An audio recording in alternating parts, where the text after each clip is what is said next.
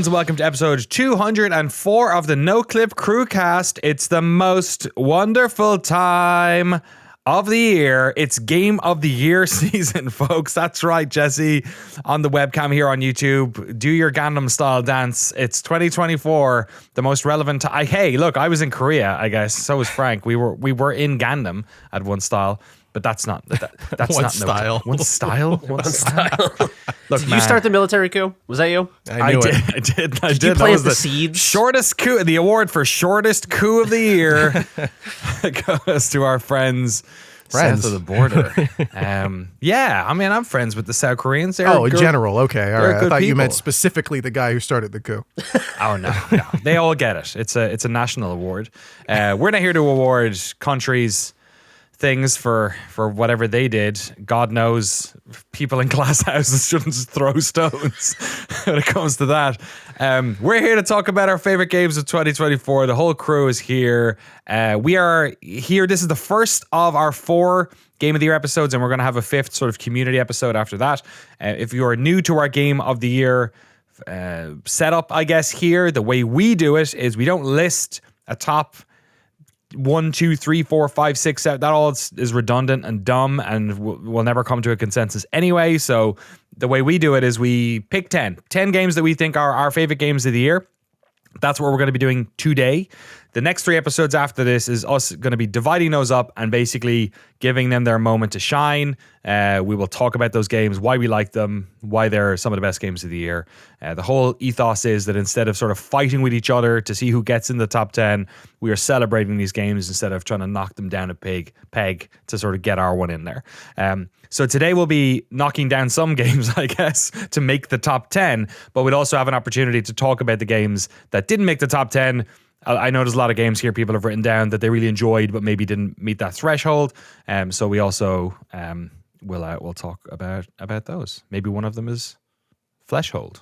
Who knows? Is that what it's called? Threshold. Threshold. Threshold. Fleshhold might have been a more standout name. Threshold. Threshold. Yeah. Threshold. Fleshhold.com. That's a different thing. Sponsored by. Brought to you by the Threshlight. And the letter F. Yeah. But first of all, before we do any of that, massive thanks to all of our incredible Battle Pass holders, including some new ones who jumped on the train last month when we had a little bit of a Black Friday deal there as well. So thank you to Penelope Hayes, Senator Armstrong, Eamon Slattery, Harry Flanagan, Arno, Richard Matheson, James Brown, Mark Rojas, Tucker Morgan, David McGarry, Sven Huster, Pez, Aaron L. White, Ewint Nate, Tim Robinson, Forrest Pruitt, Jonathan Kremen, Eric Hamilton Schneider, Cameron Ladd, Zachary Snader, Alex Sharp, Alex Goucher, George Sakotis, Jacob Godserve, Tohir Tiliev, and Ryson. And I also loosened the shackles on the Battle Pass. We had it capped at 25 for, I think, all year. I opened it up to 40, see what would happen. So if you want to get in, do it now. Long opening. Exactly. Yeah, exactly. We're going to start naming all the patrons eventually. Yeah. Someone make your name on Patreon the entire script of B-Movie. Terrific. Jesse's here, Jeremy's here, Frank's here. How you guys feeling? You excited? You worrisome? I'm gaming. I'm psyched. I love Game of the Year, dude. This is like these are the best. I mean, I love every podcast equally. All my children are beautiful. But this is like the ultimate celebration of game. You know, we're not coming in being like, yeah, I played that new game that came out. It was like great or it was okay. This is just the all-star game, you know, which is actually the worst game in the MLB because it means nothing. So that's a bad analogy. The Harlem Globe? No, that's not. That doesn't mean anything. That's not. Yeah.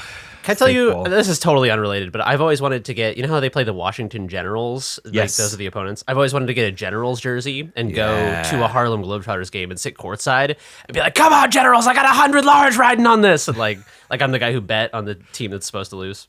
It'd be amazing. Can you bet? You should be able to bet on those games, but the odds are just like terrible.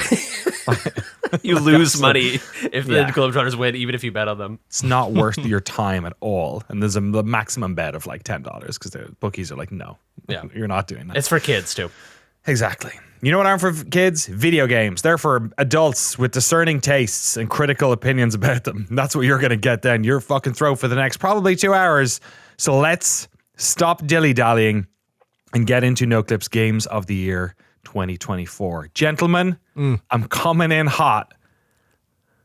There's a game that I have not put on my list. What is it? that is, I think, the best game that came out this year. Oh my God. What? Indiana Jones. No shit. And the Great Circle. Whoa. I am shocked. So you've been playing it, is what you're saying? I have been playing it. At time of recording, there are no reviews. It is under embargo until tomorrow. Indiana Jones and the Great Circle is fucking brilliant. Oh, yeah. All It right. is way better. I did not know what I was expecting. I think I was expecting a linear Indiana, like licensed game with, linear machine games make good linear levels, right? Great. They're I would argue some of the best. Yeah. Absolutely. I was not expecting a AAA The Forgotten City. This is Really? so I absolutely adore this. I fired a gun maybe 10 times in 16 hours. Perfect. Wait, is it 10 bullets or is that 10 instances? 10 bullets. Oh, shit. I would say. And I think that maybe doesn't include one section where I think you have to. Maybe you don't. There's probably a way around it. I bet there's a way around it. Was there a guy doing flashy sword moves and you were like, you know what? Here's one of them. There is literally a moment. Like I Holy did not shit, we do might be back if that's real. I am very excited to see what the reviews are tomorrow, because I have been talking to one other person in the games press about it, and they are equally as, I forget what he said. He said something like, I am bamboozled by how good this is, or shocked at how good this is. It's really good. So, okay, let me explain, I guess, why the game is so great and why I think it's one of the best games of the year. I'm pretty sure it's my favorite game of the year, which I was not expecting at all. I was like, I'll give it a whirl. I really like machine games. I like their games. Even the Wolfenstein games are games that I've really enjoyed, but like they've dragged a bit, or like I've played through the levels to get to the story parts. Okay. I think this is the best game machine games I've ever done. It's the first opening levels are very sort of linear. It's super cinematic. It looks incredible. I'm playing on PC. It looks absolutely incredible. Troy Baker's Indy is about as good as you could get. It is seriously brilliant. The voice is really good. The acting, the facial expression, they clearly did a lot of mocap and performance capture and all that sort of stuff. The first couple of levels are very, like, you literally play the opening to I forget which Indiana Jones it is. The one where he, with the boulder at the start, where he Raiders of the Lost Ark. Yeah. So you literally play, the first level is you playing that with the young version. Is that Alfred Molina? I think it is, who plays the it is. guy who brings him in. Doc Ock. Doc Ock. Yeah. So he's and it's really things. it's a really good version of him. Like it's so well done. The game is not those linear levels. After you play, like, I think there's that, and then another section. One of the levels brings you to, I almost don't want to spoil anything about where you go or anything like that, but it brings you to a location in the world. Let's say in Europe, Whoa. there's a location that Spoilers. you go to, Yeah. and it drops you into this like small open world, this like pocket of this city. And you start talking to one of the guys there, and he sends you off to do a thing. And then there are all these side quests, people you bump into, having conversations with them. Oh, my assistant's been locked up by the fascists. Can you help me get them out? And you have to go on this like adventure to try and like it's a lot of traversal, stealth, and puzzle like puzzle solving, but in some kind of more of the Forgotten City way, where you are looking at things and Indy's taking notes, and you are like deciphering, like an old book you get on ancient Egypt or something, right? And you had like, the this is the code wheel and this is the thing, and you're doing a lot of that stuff. You're also using a camera to like take photographs of stuff that's interesting, and that gives you points that you spend on perks for Indy. Like the perk system is all based on him being able to get enough money together to like buy books so he can like learn how to punch better. Like it's Oh man, it's so good. Like it's kind of part like open world. You know what I mean? Forgotten City had a kind of a roguelike-y element to it, where like the more you went around that place, the more you got to know the shortcuts and the ways around, and you'd unlock abilities that would help you get there faster, because the Forgotten City's it's basically like a run game in the end, right? But it's that type of thing where you really get like it's like Hitman as well, in that same way, where like these open world levels they're they're pretty big. They're bigger than Hitman levels for sure. There's one. They're sort of stuck together. Like the first one I spent maybe 4 or 5 hours in, and I could have spent longer. And you can go back. I've heard that they will let you come back and do these once you've completed the game, because there's so much shit to do. So many, like, you're trying to find medicine things so you can unlock this thing. You're trying to get all the photographs. You're trying to get all these idols. There's all this like stuff to try and uncover, and there's all these little side quests that you can do for fun. I have been I'm in the third one of these sort of open areas, and then they're sort of tied together with linear levels in between them that are a bit more cinematic and driven. But it's brilliant. It's really brilliant. The story's great. It looks great. The gameplay, I cannot stop playing. I have this sounds like super over the top, probably. I am in the thralls of playing a game that I have loved, and I have no one to talk to about it. So take that in, with a bit of stock. But this is like legitimately, I have never played a first-person game like this. It feels in the wake of something like The Forgotten City, where it is a game that holds your attention, or The Witness or something, where it holds your attention for longer than you think with puzzles. But this doesn't feel like some static puzzle game. Like, it feels like a game with action.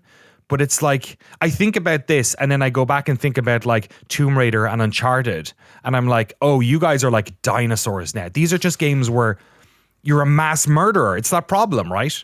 You're a mass murderer in those games. When I killed somebody in this game, I actually felt like, ooh, should have killed a guy. I didn't just like knock him out and probably give him like, CTE or whatever. But it feels like something I've never played in a first person. And to me, it's like, oh, please keep making this game. Like, you make this game, other people make this game. Like, it's part immersive sim, part puzzle game, part like Hitman stealth game. I'm really shocked by how good this game is. It's way better than I think you know what it is? It's fucking Butcher Bay 2, because I had somebody I was talking to someone else saying stuff like that. You're going to activate some people. I was talking to someone else about this at another publication. So I guess I talked to 2 people about it. And they said that they thought it was like Butcher Bay because of the structure of the game. I'm not sure if there's definitely shades of it. This is much, much grander. But in terms of, we are taking an IP and we're going to make a game that is so much better than you're expecting from this IP. Like, that's what this is. I thought, it's kind of making me more excited for the fucking Arcane Blade game. Like, now I'm like, oh, I guess you can make good games out of this stuff.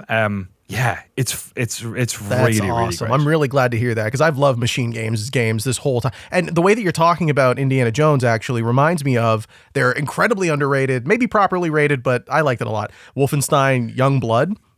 The last game they made, actually, that wasn't a VR game or a port.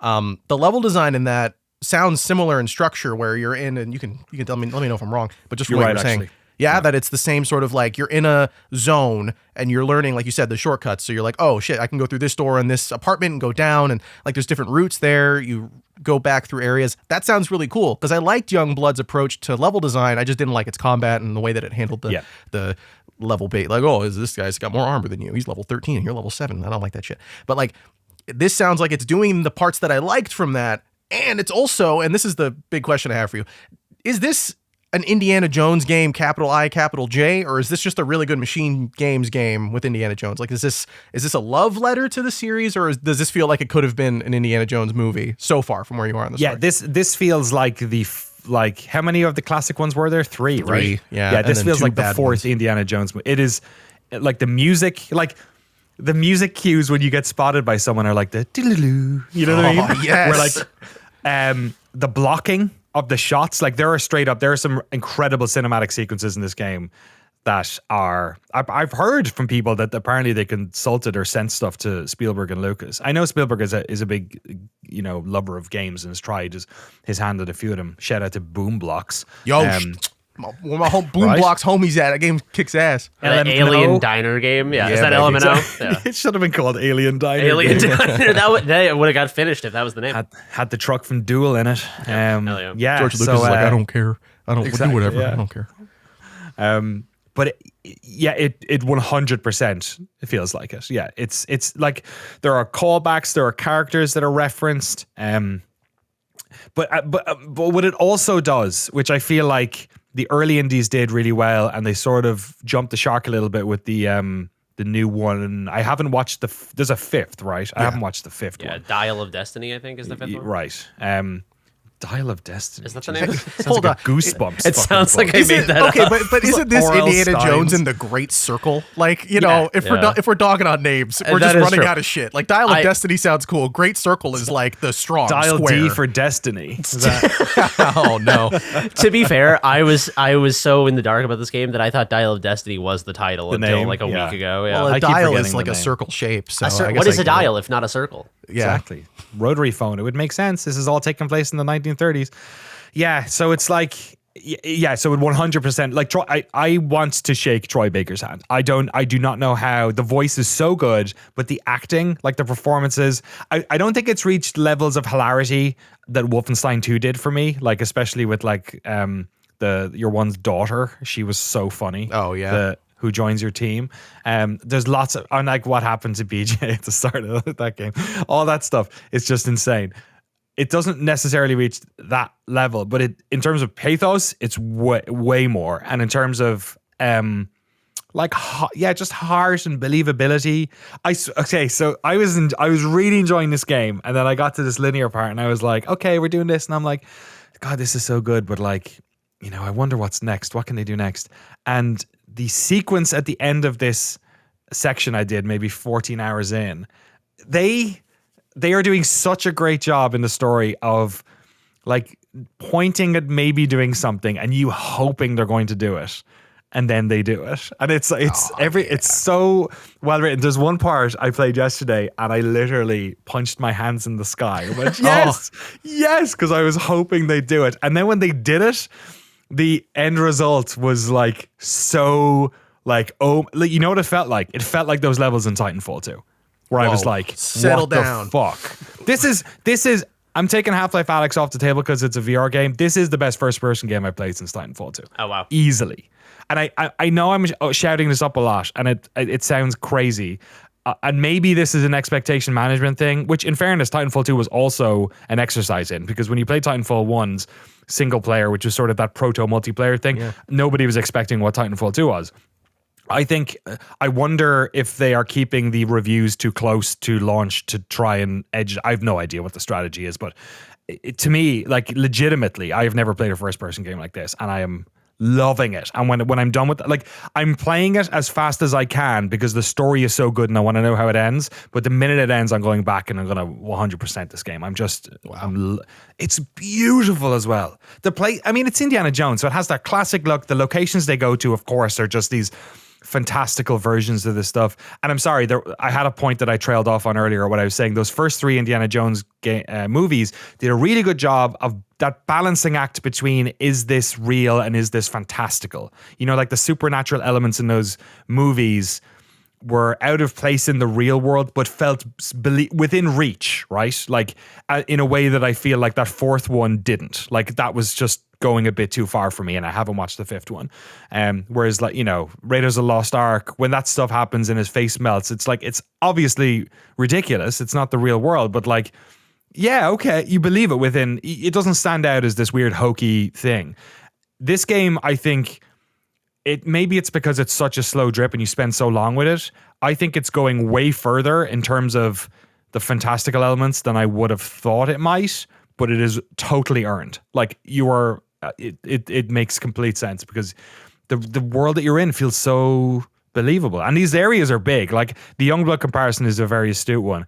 The way I'll say that this game differs is that these open world, especially when I got to the second one, I was like, was no fucking way it's this whole area. Because I'm like, that's ridiculous. And it was the whole area. Wow. Like, I don't know how long it would take to walk across the map. I mean, if you're running, it probably takes less than 5 minutes, but like, it's a big area, like a big draw distance, big area. Performance on this thing is crazy. They do a lot of tricks. You can see like the frame rate of people in the distance is lower, which is, I never seen that before. It's like people walking at like 5 frames a second. But it looks all right. It's kind of, I prefer that than the frame rate bogging. You know what I mean? Like, it's like, that kind of looks neat, actually. It's weird. Yeah, fucking hell, man. All right. This thing. So, any other questions about Indiana Jones before we move on? Every question I have would probably be a spoiler thing. Yeah, I feel the same way. I want to know everything, but I want to know nothing. I want to figure it out. I'm going to pay for that extra version so we can play it early. Exactly. Right. Yeah. So that's the thing, is that like obviously one of the things that we're doing on this episode today is picking our 10, whatever that 10 is. I'm just going to put Indiana Jones there for the moment. Nothing's locked in. I'm just going to put it there at the start. And then the next 3 weeks we will all get an opportunity to basically catch up and play the ones we haven't played. So this is as much a shopping list for all of us as it is a list of games of the year. But yeah, a Christmas list, if you will. Final thoughts on this game. I'm just so happy. I'm just so happy. It sounds amazing, hope dude. it really does. I selling love. The Machine games are a huge blind spot for me. In fact, I bought the 2 Wolfenstein games this week because they were on sale, and cool. it was very Game's so tempting fucking to. good. While catching up on all the Game of the Year games, I was like, oh, I could just like take a few hours to play them. And I was like, no, Jeremy, there's not time. There's too many recent games.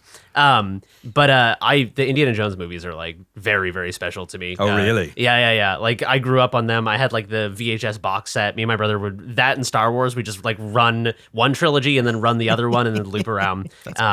And I showed them to Chelsea like a year or two ago, and she was, when we watched Raiders, she was like, I can't believe how good this is. Like she was like, I thought this was like a hokey old fucking, like no shade, no shade towards Back to the Future or whatever, but like it's, you watch it and it's like, oh, I have good memories with this, but it's like maybe not as crazy as Raiders of the Lost Ark. Raiders of the Lost Ark is like, it's the perfect balance between it's cinema somehow, but it's like the most popcorn movie imaginable. Yes. And there's just something magical about Indiana Jones that it really strikes that balance between like, you feel like it's steeped in lore about like the Bible and history and World War II, but it's also like Harrison Ford being silly as fuck and shooting the guy who's swinging the sword around, like, and I don't hot know.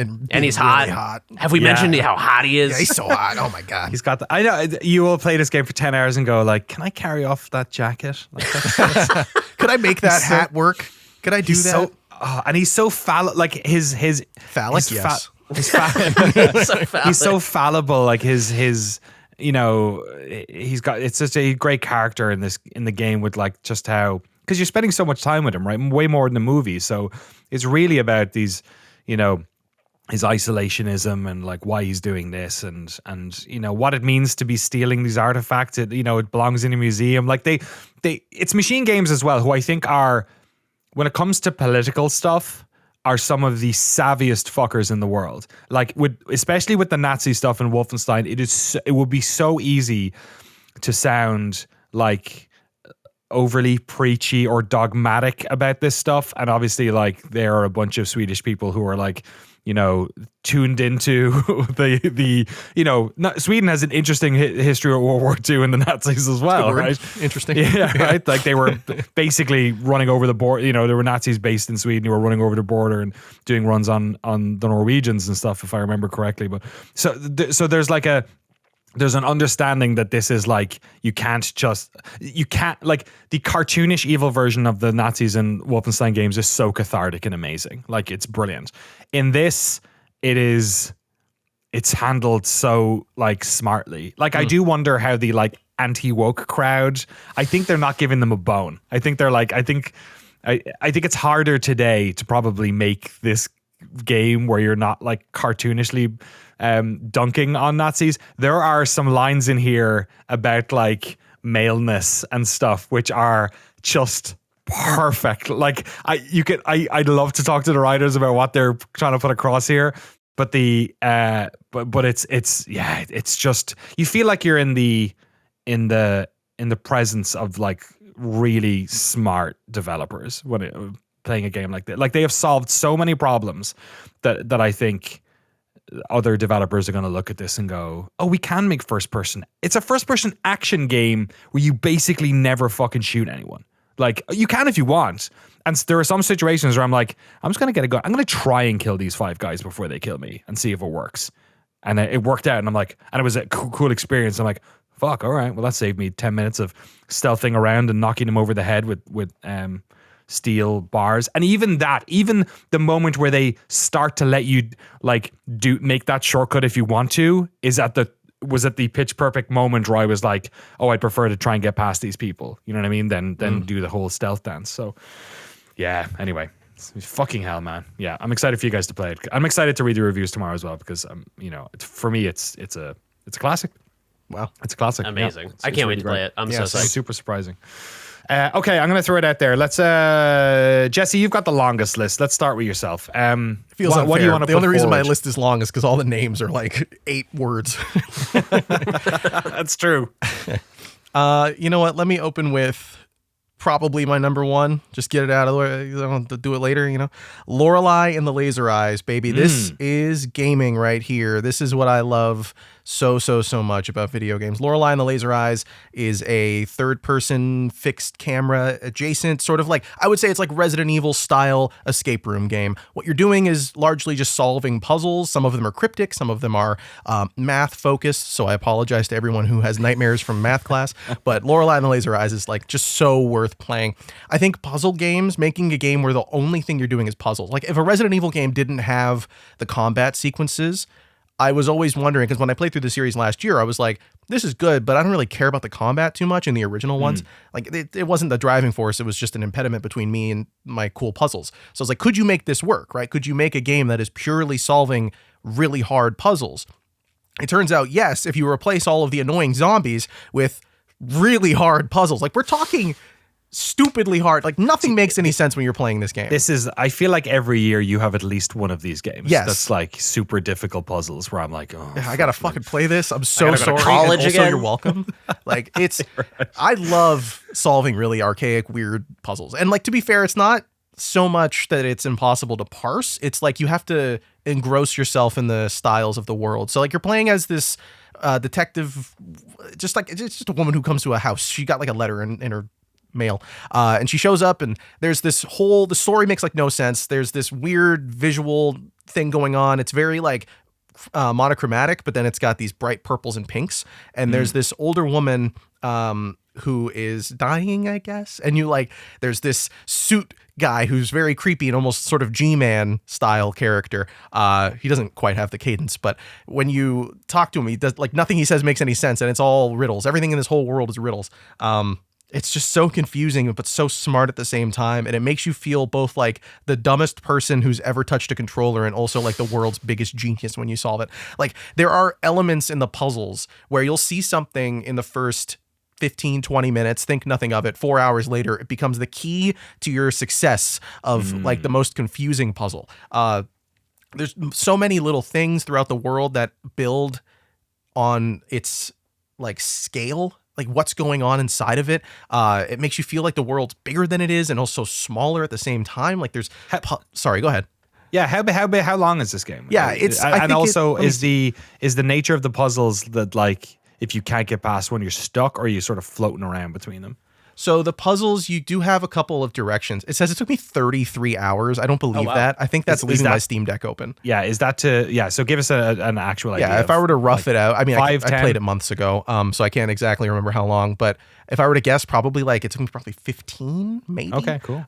Mostly because of what you're saying, the puzzles, there's not like a ton of moments where you're stuck dead in place. Very early on there are, but the puzzles are pretty straightforward, and even if they aren't, you'll eventually get it in maybe an hour or two. It took me a while to solve some of the early ones. But after a certain point, you get these branches, these like sort of directions you can go down, and you'll realize, oh, this gave me this piece, this goes back here, and it sort of brings you back to central puzzle points. But the house is like a Resident Evil style house where like you need to find, oh, this one wants the heart key, and like, okay, well, I'll deal with that when I get the heart key, and you'll just go around the rest of the mansion looking at what you want to look at.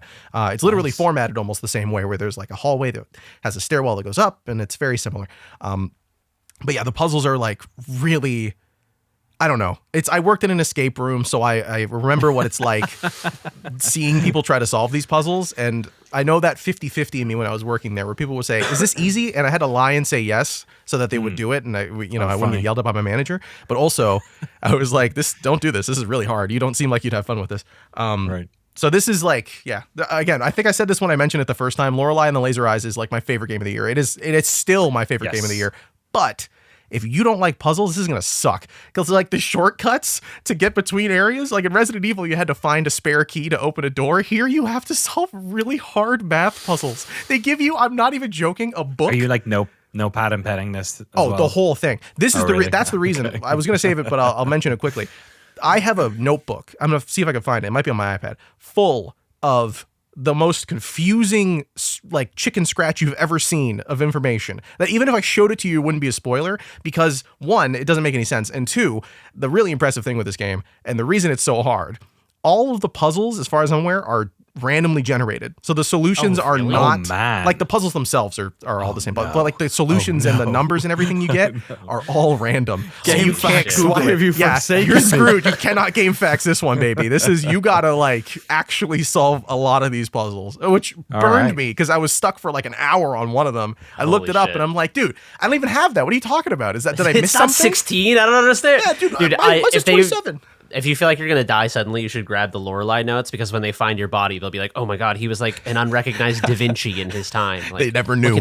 What does all this mean? He was like, maybe this was like a flying device. I was having my number 23 moment. It wasn't. Yeah, he was either Jim Carrey or Da Vinci, one of the two. All right, let's stick it on there for now. With plenty, I feel like you're the only person who has it on the list, and maybe who has played it. But I started playing it. It's the one that I played the least of because I felt confident that Jesse would put it on the list, so I would buy myself time to play it later. But in the first hour, I already got a sense that like not only does the world feel very mysterious, it also feels like it has a real sense of like lived history. I went the wrong way on the very first screen, and there was a sign explaining the history of this area, and it was like, well, first it was like this, and then this happened, and then history went forward, and it was like this now, and I was like, holy shit, this is the first thing I've interacted with in this game, and it's giving me the entire like 7 different histories of this manor.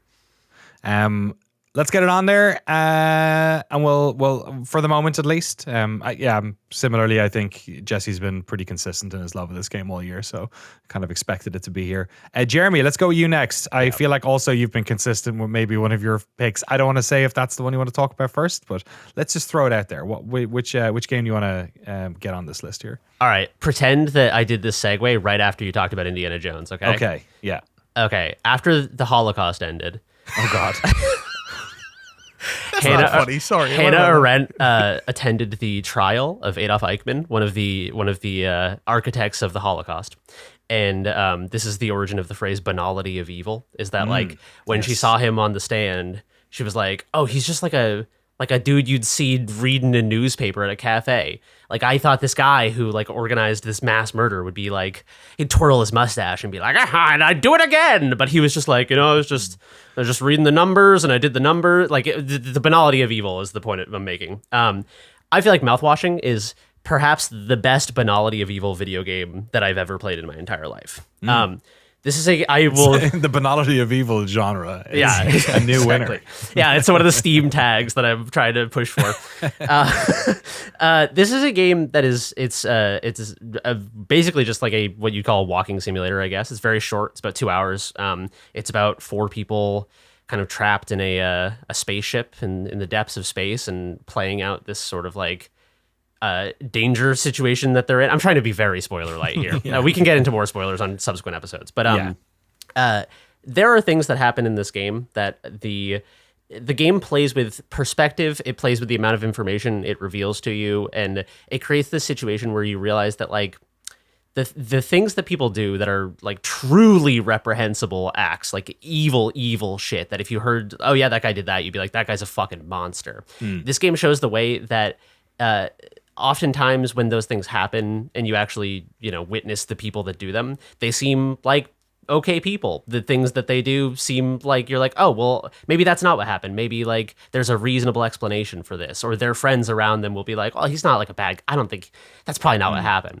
I think Mouthwashing deals with the complexity and the nuance and the banality of evil in a way that I found staggering. It absolutely floored me. It is also just an incredibly cinematic, engaging, clever, sort of like non-linear, jumping all over the place story that, I don't know. It's one of the best stories I've played in a very long time in a game. And it has style, it has substance, it's short and sweet, which I appreciate. Yeah. And I don't know, I couldn't stop playing it, and when I finished it, I haven't stopped thinking about it. And this isn't like a recency bias. It's been a bit now, and I still think about it like all the fucking time.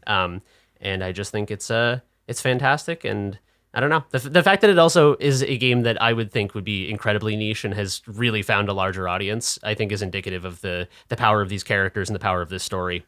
Yeah, I was surprised. Did I read right? It had like 11,000 positive reviews. Am I insane? 15,000, and it's overwhelmingly positive on Steam. Go. Yeah, exactly. This seems like one of those games. I feel like on this podcast, we bring up games that we really enjoy, and then they've 2,000 reviews, and it feels like cool. It sold some. Whereas, yeah, weirdly, this is the one that seems to have. For a linear narrative short game that's not like $2 either, right? I don't know how much it costs, but it's not like it's not like when Vampire Survivors came out and everyone bought it because why the fuck not? Yeah.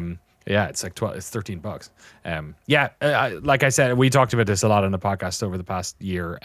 The two parts that are its weakest are the times where it tries to be a video game. And I think I have to replay the ending. I think I need to because it didn't punch the last part home as much as maybe it did for other people, but yeah, I think it's super smart. And like you said, it's so stylistic. Like I couldn't put it down. It was just like I need to see where the fuck this is going because this is wild. Yeah, the story is very compelling, and I feel like all of the things that push it from like a 8-9 good story game to like maybe a 10 for me are things that I can't really talk about because they're very spoilery. But like the way I can allude to them without spoiling anything is that they're all very specific lines that seem insignificant when you hear them at first, and then like a week later you're driving down the highway and you're like, oh my god, like Anya said that line, and what she was alluding to was, oh my god, that's what she was saying. Because like when fucking bad shit happens to people, like really bad shit happens to people, they don't like usually call you up and be like, let me tell you all of my emotions. They allude to it in very subtle ways that like reveal their trauma because they're hard things to talk about.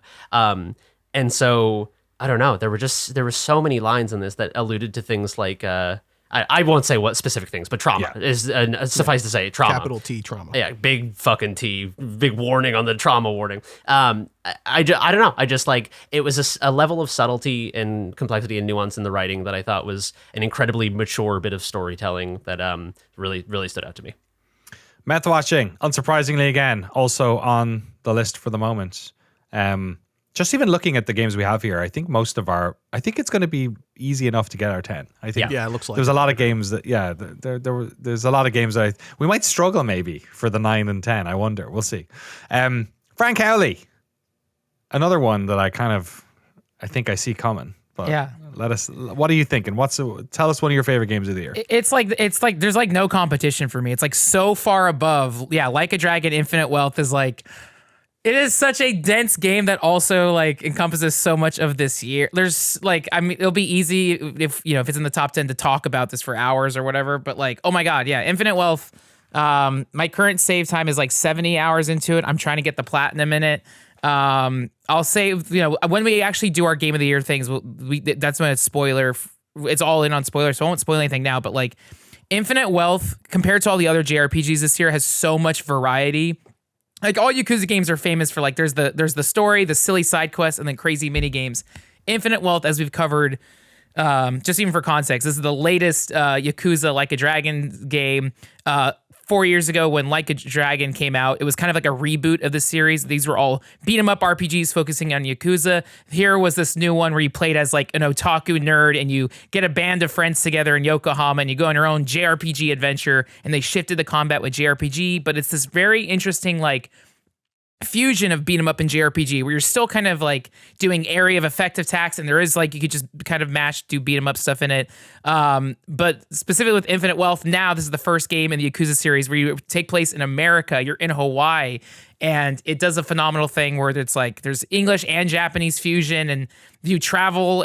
There's so much stuff going on, and then within the game, it has its own Pokemon mode, its own Animal Crossing mode. So every few months on the podcast, I'd boot up the game and just get sucked into something.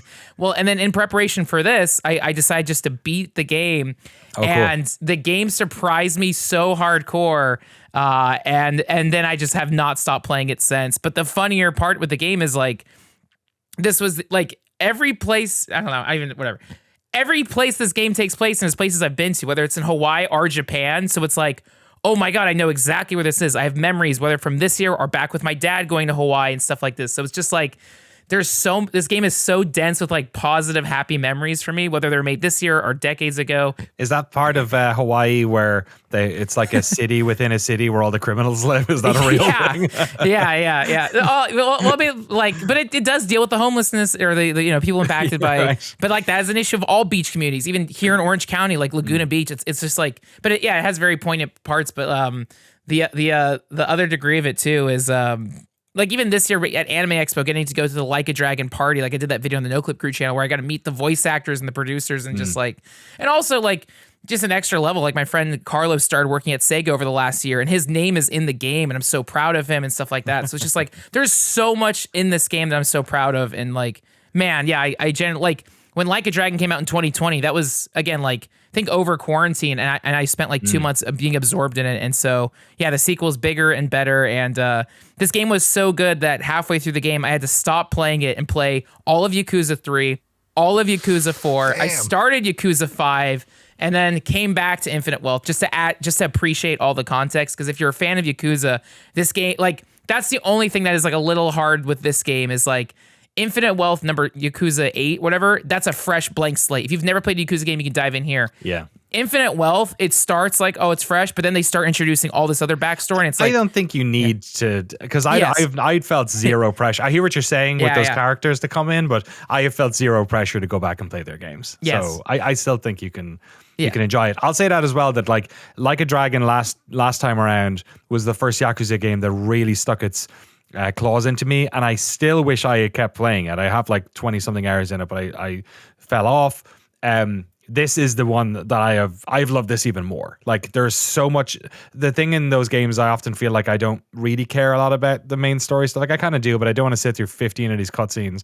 You know, some of them are very sweet and funny, but it gets a little bit tiring for me. There's so much random other shit to do in this game all the time. Like it feels kind of like an Elder Scrolls game where you're just like, I'm just gonna go deal with just beat up guy mobs for a while and level up, or go on this dating app and see Peach Milky. You know what I mean? It's just like the most random shit you can do. It's on my list as well. It's the last game on my list of actual games of the year. So yeah, which is the first time a Yakuza game has done that for me. So yeah, it's super good. All right, let's stick that on there as well. Like a Dragon, Infinite Wealth. Oh my God, these games are so good. All four of these games so far. Indiana Jones and the Great Circle, Lorelei and the Laser Eyes, Mouthwashing, and Like a Dragon, Infinite Wealth are the first 4 tentatively in our top 10. Let's go through and quickly do 2 games that we're not picking, but give them their shout outs. So grab 2 of yours that you want to give some plaudits to. I'll quickly do 2 of mine. First of all, INDIKA. I really liked INDIKA. It was this is the weird nun game, walking simulator, walking nunnulator.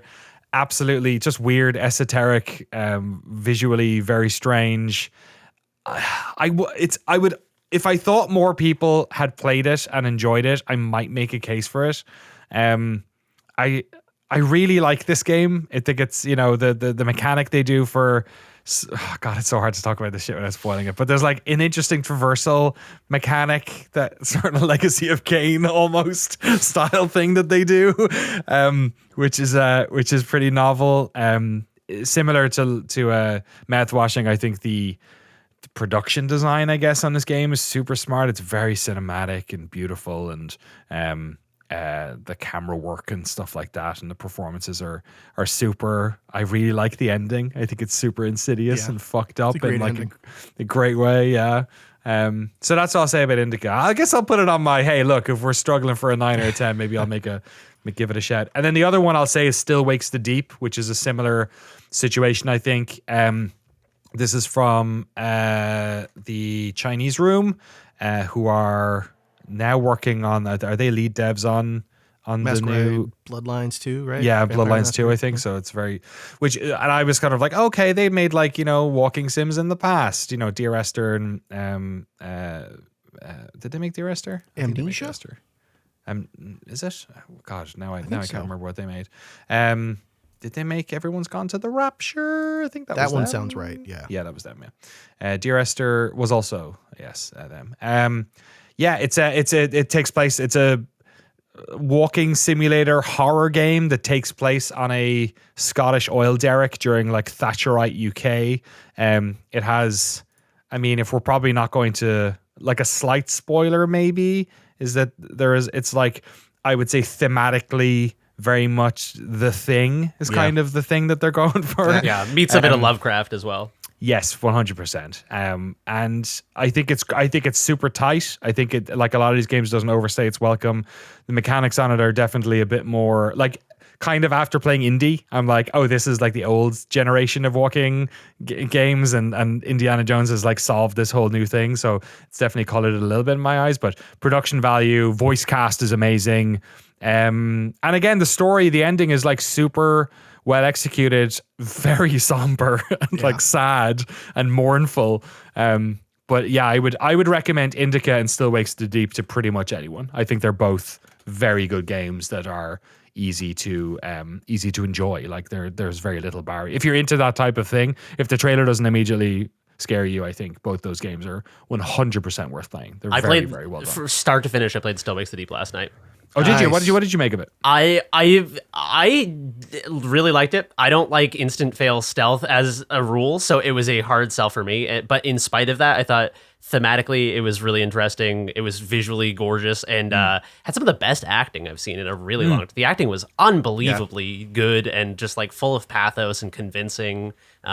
Yeah, I don't know. I wasn't sure if it was because like something about the American mind is entranced by accents. There are some of the best regional. This has been a good year for regional accents, especially British ones in fucking video games. This one is there's a Manx guy on it who's from the Isle of Man, which is a very particular accent. There's a bunch of Scottish people, there's a bunch of Irish people, Northern Irish people as well. It's like you could.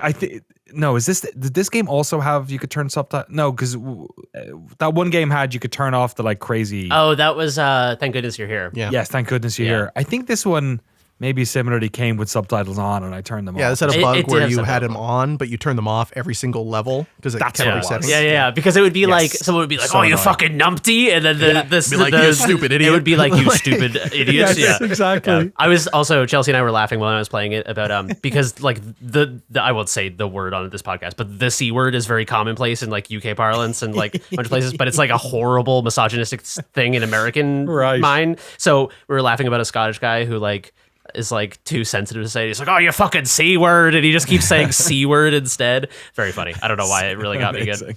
Can I say, by the way, Still Wakes the Deep, probably the scariest game I played all year, and I think it was a bug. I don't know, so I'm gonna mention it just because I think it's okay. I want to hear if this was a common thing that happened.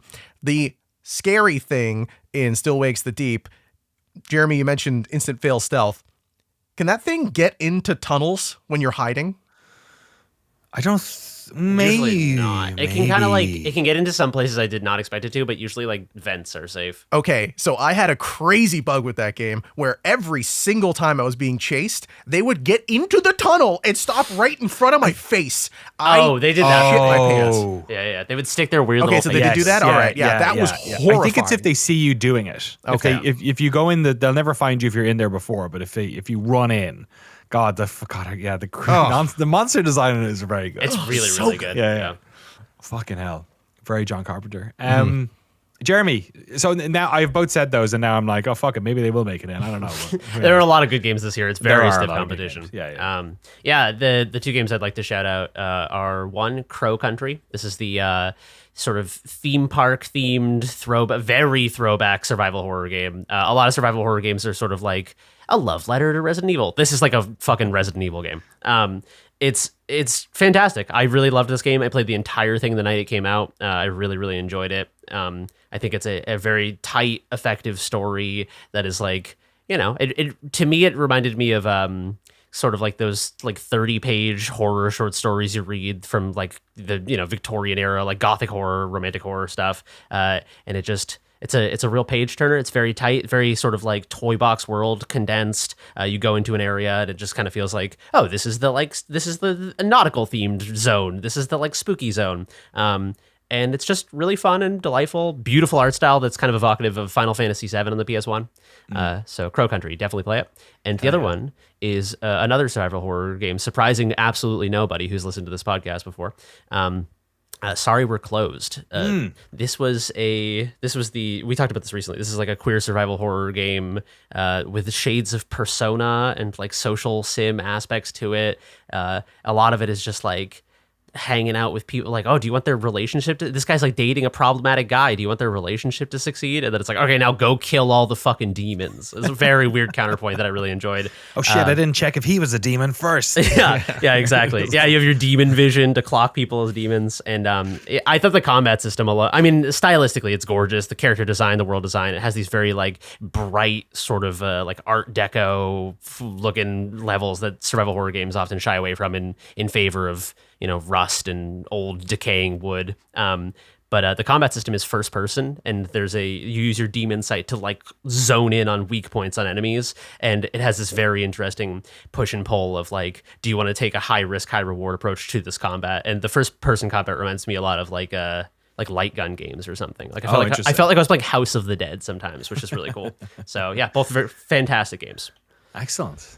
Jesse, you got a bunch of them on here. Which ones you wanna give a shout out first? Yeah, let me do one of mine and Cassie's pick for the year, because this was cool. She has loved this game. So first one, Unicorn Overlord. I don't want to put that on this list for one main reason, which is I don't want anyone to have to play that before we have to play everything else. We already have Metaphor. Let's just suffer. Metaphor is great, by the way. We'll get to that later, I'm sure, Frank, when you talk about it. But great game.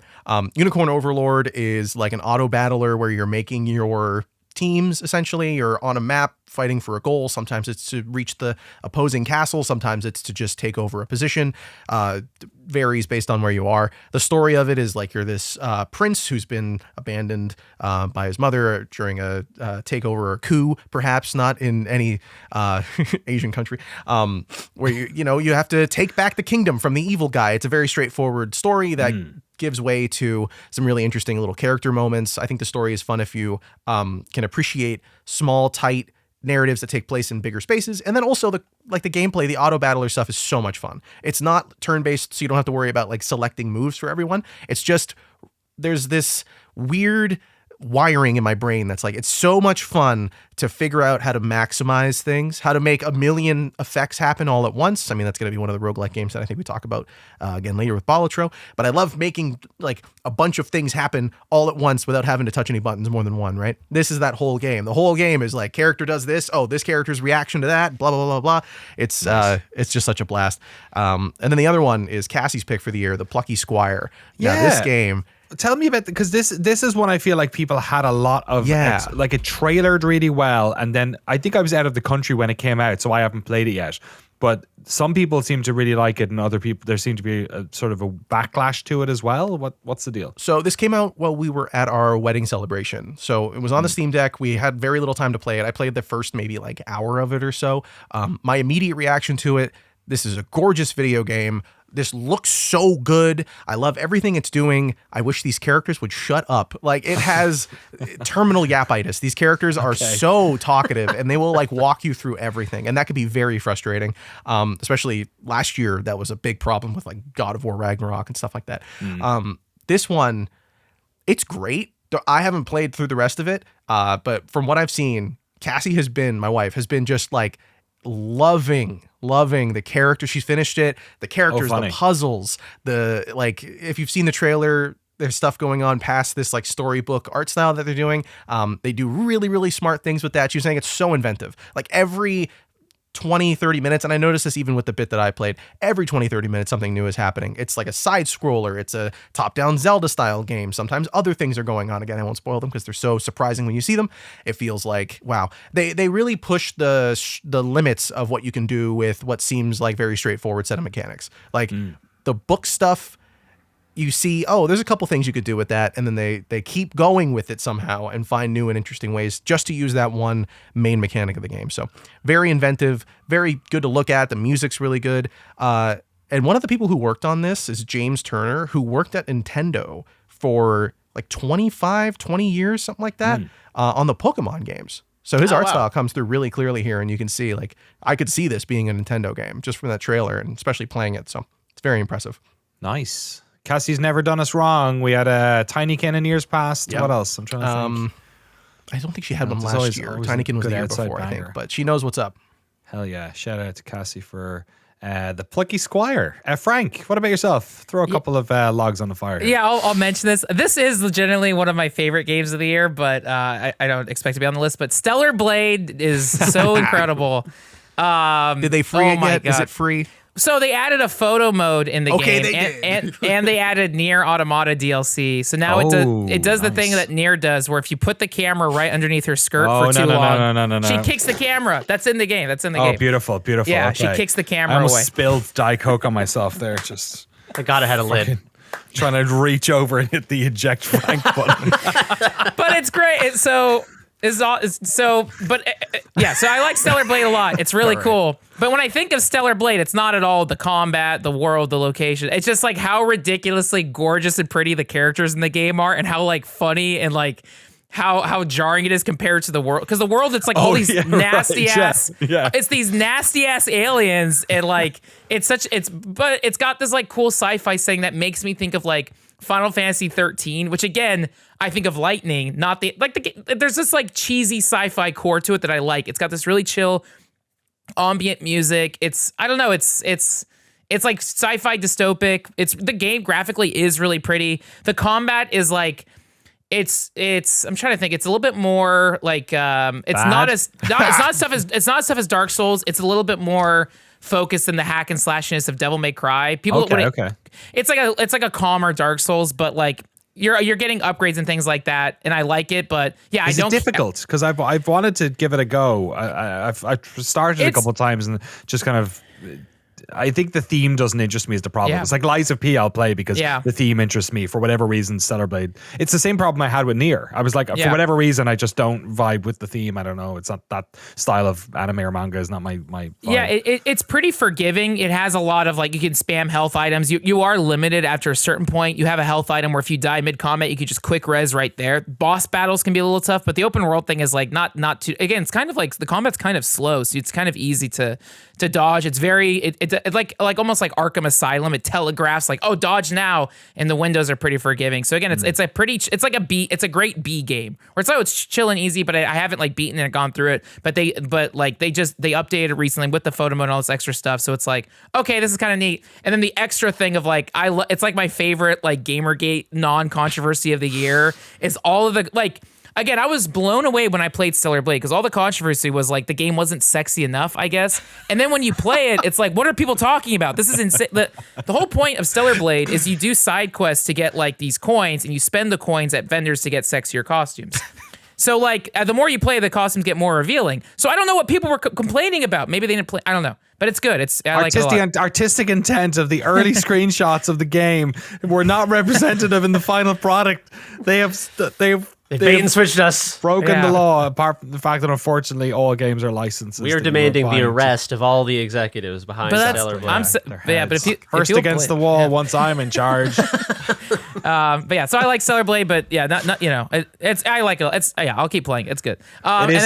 Go on. No, that's it. Yeah, Stellar Blade. I would say it's worth checking out. Definitely like a game like I wouldn't pay $70 for it. It's worth it on sale, which now everything's on sale. So go nuts if you're into that stuff. But I like it. It's cute. It's very anime core, so I'm a big fan. And then I guess like. We have to talk about Helldivers 2, so I'll mention it here. Helldivers 2 is a definitely big surprise from this year. I was just talking with friends last night of like, oh, we should go back and play more of that. So Helldivers 2 was awesome. That kind of took the world by storm for like a month, and then I don't know if it was like balance patches. Then people got mad at it. I know there was the Steam PSN controversy, but Helldivers 2, I mean, we did a great quick look on it. That game was super, super fun. And then I kind of just fell off on it because I had other friends who wanted to get like more hardcore into it and like, oh, I just want to chill. But Helldivers 2 was super fun when it came out. And so that was kind of like, I guess that and the new Call of Duty were kind of the only multiplayer games I got sucked into this year. And Call of Duty was also surprisingly good this year, but I think Helldivers 2 is way more novel. So that was really good too. Yeah, I don't know. Similarly, I really enjoyed Helldivers 2. I've enjoyed playing with you guys, but because I tend to solo those types of multiplayer games, so it was never one that I was going to pile hours and hours and hours into. But yeah, definitely another game like Pal World the year before it that just sort of exploded out of absolutely nowhere. Pretty cool to see. Wait, what did you say? Pal World, was that last year or this year? I swear, this year? Was it this year? I think it was. It was January this year. Was it? Yeah, it was like super this early. Was the longest year ever. Sorry, I only said Yeah. that because I was like, man, was that not this year? I'm losing track. January, yeah. Okay. Madness. Okay, let's go back around. We'll do one more a little round, and then we'll have take a little short break. For anyone other ones to get in. Let me quickly just get. Oh no, I'm gonna keep that for later. Astro Bot. I feel like it's on a lot of people's lists. Yeah, let's just get it done. Astro I Bot. mean, there's not too much to say about this. You guys covered it great on the pod while we were out of the country.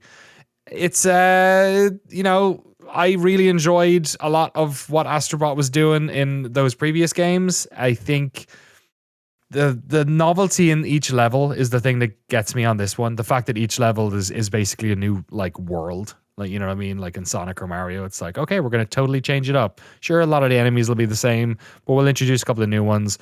But like fundamentally, we're going to do a different mechanic for this whole area. I think it's what they've done with the collecting the different characters, the bots in this one is super smart. I like the fact that not only are there's some generic ones, but you also have the ones that are branded mascots from different games. But the fact that then they have the gachapon machine, where you unlock the sort of extra layer of animation that they do, all that stuff. I think that was really cool because I was like really excited to get like the devil dice, little imp or whatever Funko Pop, she is. And then when I got the Funko Pop, and then when I got the gachapon, it was like novel to see what that was. Like I liked that it was sort of like, a little bit extra to enjoy, and it wasn't just that initial offering. It's one of those games that they peel back the optional content in a very smart way, which makes you feel like the completionist bug is right there as well. Just performance wise looks incredible. They do a great job with like lots of physics objects. Like a lot of those worlds have these areas where you're like the magnet thing it was one version of that, but then also like sometimes you'll just be like surrounded by gold coins and just running around a lot and feeling the vibrations on the controller and being like, oh man, this is fun. Like just watching all this physics shit fly around is fun. Just super tightly designed game. Animation's amazing. Presentation's amazing. Yeah. The fake out ending as well. I played with my daughter and the fake out ending, I was like, what? No. And then they ratchet back the credits. I thought that was pretty cool. It's joyous. It's a joyous video game. Like it's from vibes. Start to finish. It's just a blast. The first time you land in an area, the song that starts playing, like it's just you hear it and you're just jamming. It's a bumping bossa nova beat. It's a good time. Everything from that point on, I don't think the game ever stops being fun. From selecting a level and flying around on your little PS5 controller branded, I love brands, spaceship, and like stopping off at the branded planet. Sorry, I don't like that stuff. But like ignoring that's the thing though, right? Is my cynicism towards all of that. I hate when brands are like, look how cool we are kind of stuff. I'm not big on that most of the time. Despite that, this game is so much fun that it's like, even if you are like me, a cynical jerk about that kind of stuff, sometimes, it's still just so much fun. It's like it's impossible to not have a good time while playing this game. Like you can't do it. I think that stuff for two reasons probably didn't annoy me as much. One, I was of the age when the PS1 came out. Yeah. That like I have gone through all of the esoteric weird PlayStation eras, so to me it's funny, especially because so many of the PlayStation eras are kind of dopey. Like a lot of the games that you unlock are like lol, like really? You guys are fucking doing that one? Okay. Like and they probably know that too, because when they did the last one, Playroom, when you were unlocking all the hardware revisions. Do you remember that?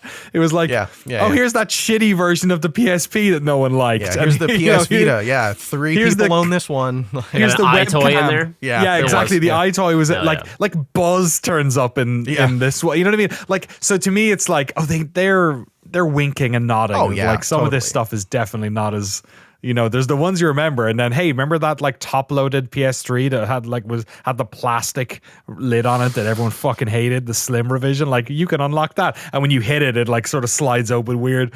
Like, yeah. So I think in someone else's hands that stuff could have been really rough. Yeah. You know what I mean? Team Asobi has an obvious love for this stuff. Like in the interviews that they've done, they didn't do this because Herman Hall sat down and was like, we need to put in all these characters, guys. They love this shit. They were like, we want this to be a love letter to Team Japan, which I think is awesome.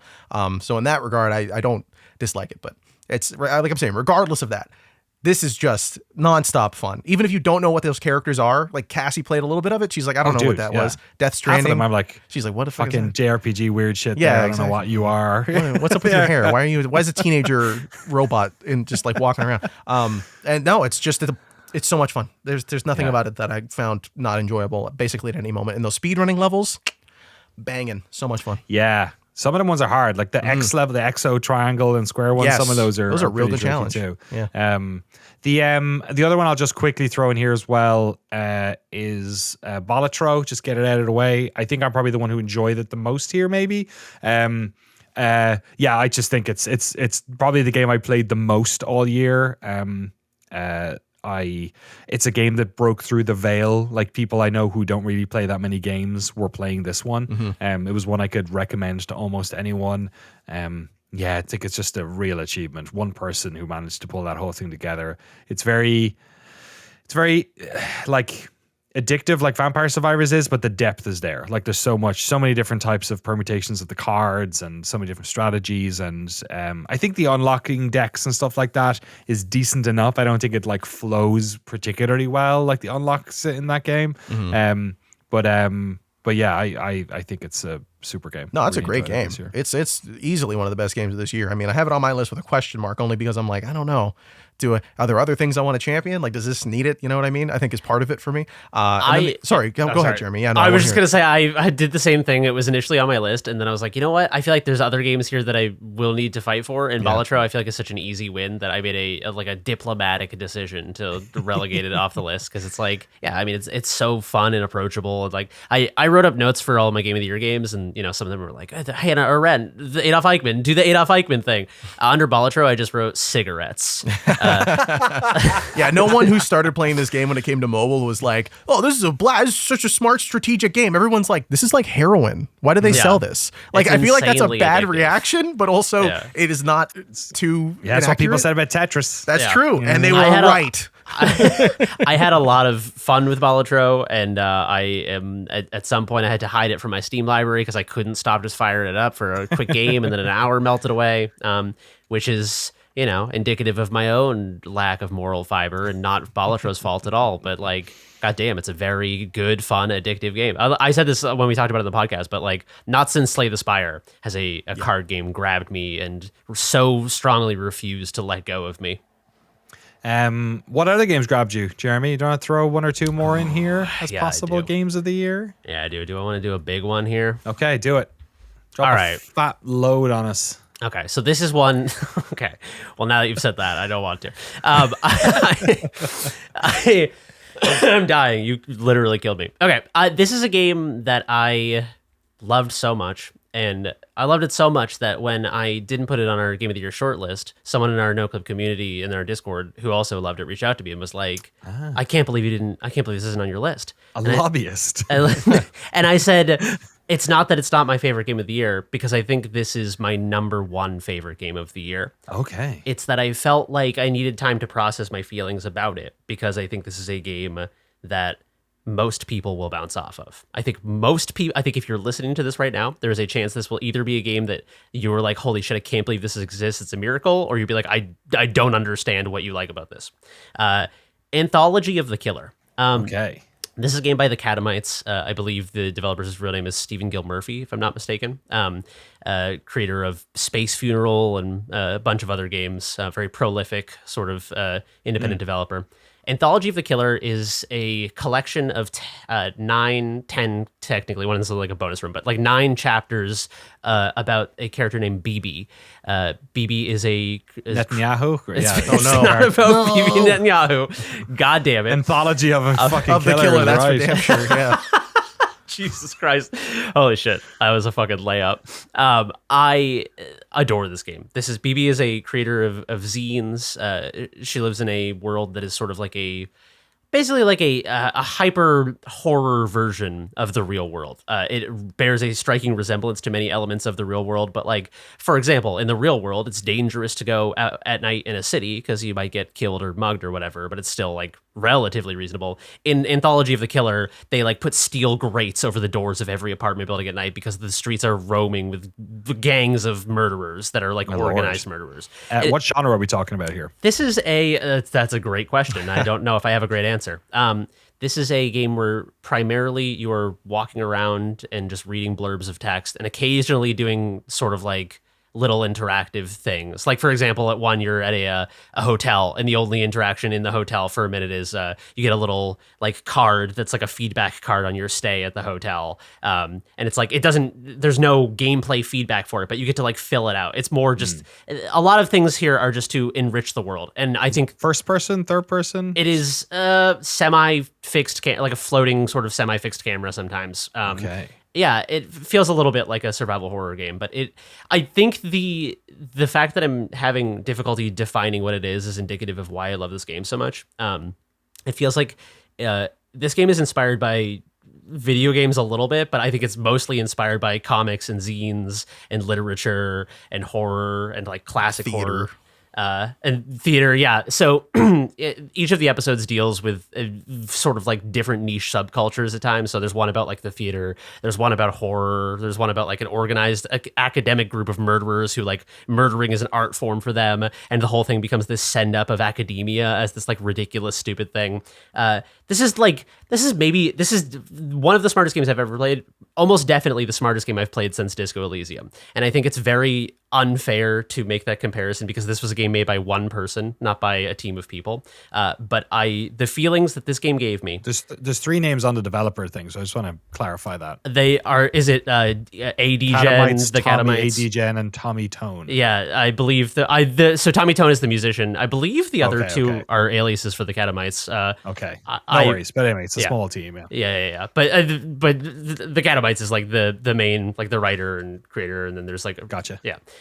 So the way it deals with topics that I don't like, there's a joke in here. I'll spoil one joke because I feel like it's indicative of the sense of humor that this game has. There's a joke in here about Ezra Pound, the fascist sympathizer poet from the World War II era. And the fact that he wrote this is a joke in the game, not a real thing, that he wrote a response musical to Cats that was like a fascist version of Cats called Dogs. There's like jokes about how the IMF are evil. There's jokes about like, there are some times where there are jokes being made that I know I don't understand, but I appreciate that this person is making such idiosyncratic, specific jokes that are so like tuned to a sense of humor that they have that like it feels like a specific voice. And I think that is something that I find is missing a lot of times in games, where I feel like I was just gonna say, I feel like games a lot of times are trying to like be available to an audience, and I feel like this game is doing its own thing so hard that like when it did, I feel like it's just a roll of the dice that it managed to connect with me as deeply as it does with a lot of these things. But I think the overarching like emotional connection it made with me is not a specific thing. And what I think that is that this bizarro horror world is examining things about the real world and examining them and like enlarging them and doing them in such a comical way that it gave me this feeling of, this is why I was struggling to talk about this. It gave me this feeling of like, I oftentimes look at the real world and I feel like a fucking like alien. Like I feel like alienated by the real world in a way where I'm like, I don't understand why the world is this way. I don't understand why it has to be this way. I don't understand why people pretend like this world is fucking normal. Like I feel like I don't know. It's like, I'm so uncomfortable with personal identity labels, but like whether it's being like some type of queer or some type of neurodivergent or like something that is like different than most people, I just feel like a fucking alien on this planet a lot of the time. And I think this game captures that feeling in a way that is not preachy, not oppressive, not evangelical. It captures it in a way that is like funny and relatable and human and sincere and like deeply, deeply just compassionate and intelligent. And I just think there's so much shining through in this game that is so special and something that I don't think I ever see in video games almost ever. Do you prefer it to Mouthwashing? Yes. Cool. It is my number one of the year. So, yeah, I feel like I wish this was on the fucking list we had 2 weeks ago, because then we could have. That's why I mentioned it. Played it. That's why I mentioned it Monday, because I was trying to give you right, because it's a short game. Yeah, I should have played it. You're right. I figured it was also like, you know, I mean, like I've played a few hours of Metaphor because I figured someone else would represent it on this list. Yeah. So I figure now, like after hearing me gush about why I love it, I would love to hear you guys play it and and hear your thoughts on it. Yeah, you're right. Sorry, I totally forgot you did actually mention this on Monday. Did Yeah. any of you guys play it at all? Yeah, I played about half of it the week after that Jeremy had spoken about it on the podcast. I think we talked about it in private, about my feelings on it. I think it took me a while to see why it worked. You know, the sense of humor wasn't necessarily for me right off the bat.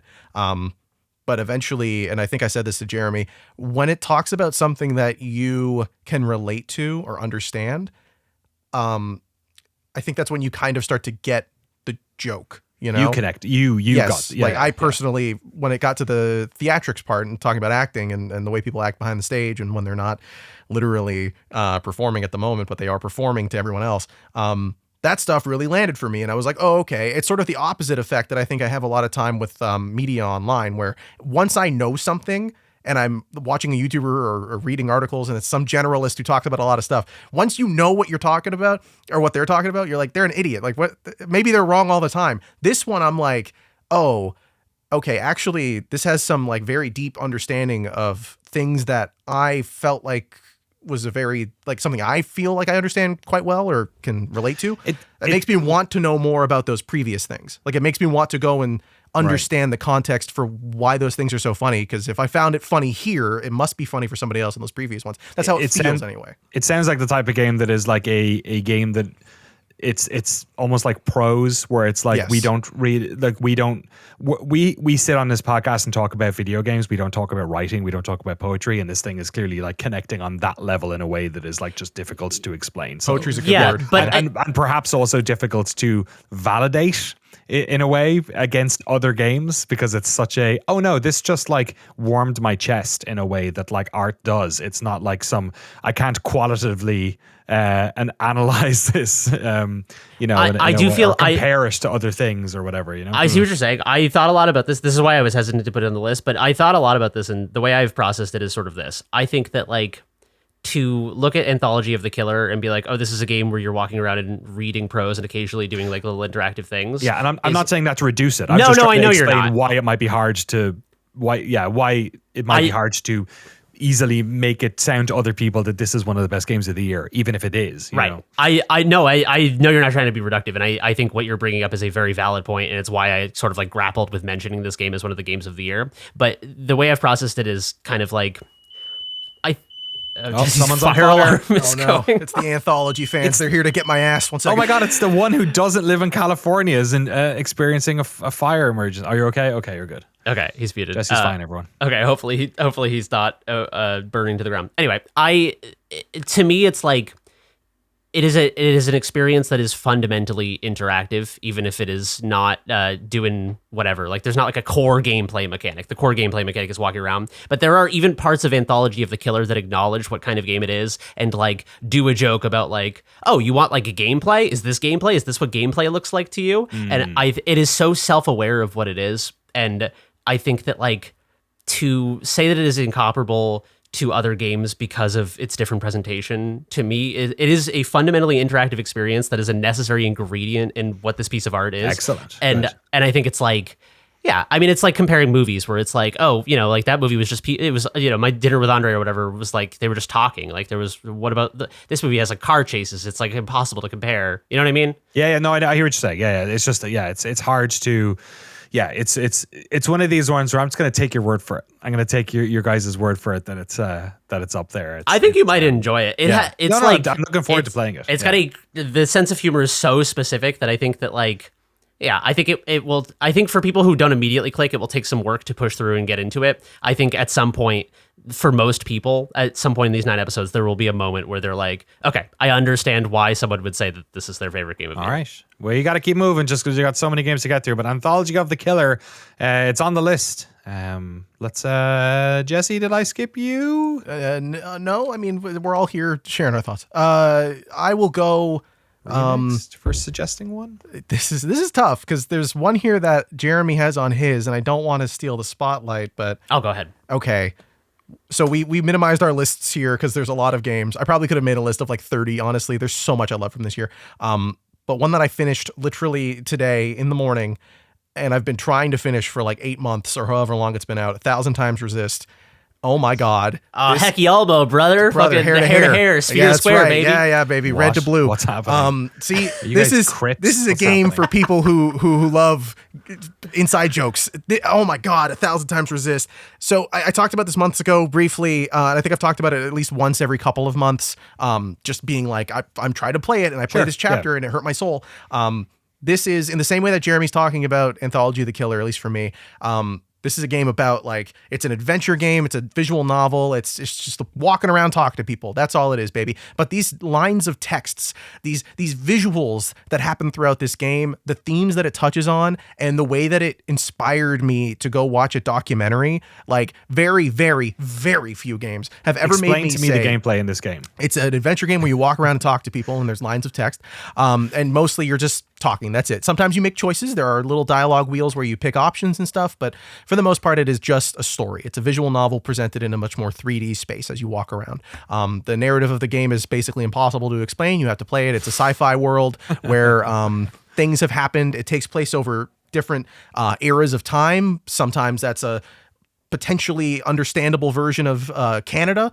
Sometimes it's in Hong Kong. Sometimes it's in spaceship. I don't know who that's for you to figure out. It's impossible to parse. But once you start playing it and you get involved and you see the sci-fi world that's being built and you start to understand the comparisons that are being made between the real world, this sci-fi world, the flashbacks, the way that they're presented, it's hard, I think, once you see the ball rolling to not become engrossed in the narrative. And the only reason I stopped playing it was because there were so many lines of dialogue that legitimately made me almost have a panic attack. Yes. Like, especially when I played it at that point in time. If this ends up being in Game of the Year, I'll talk about it more. If it doesn't, I'll mention it briefly later.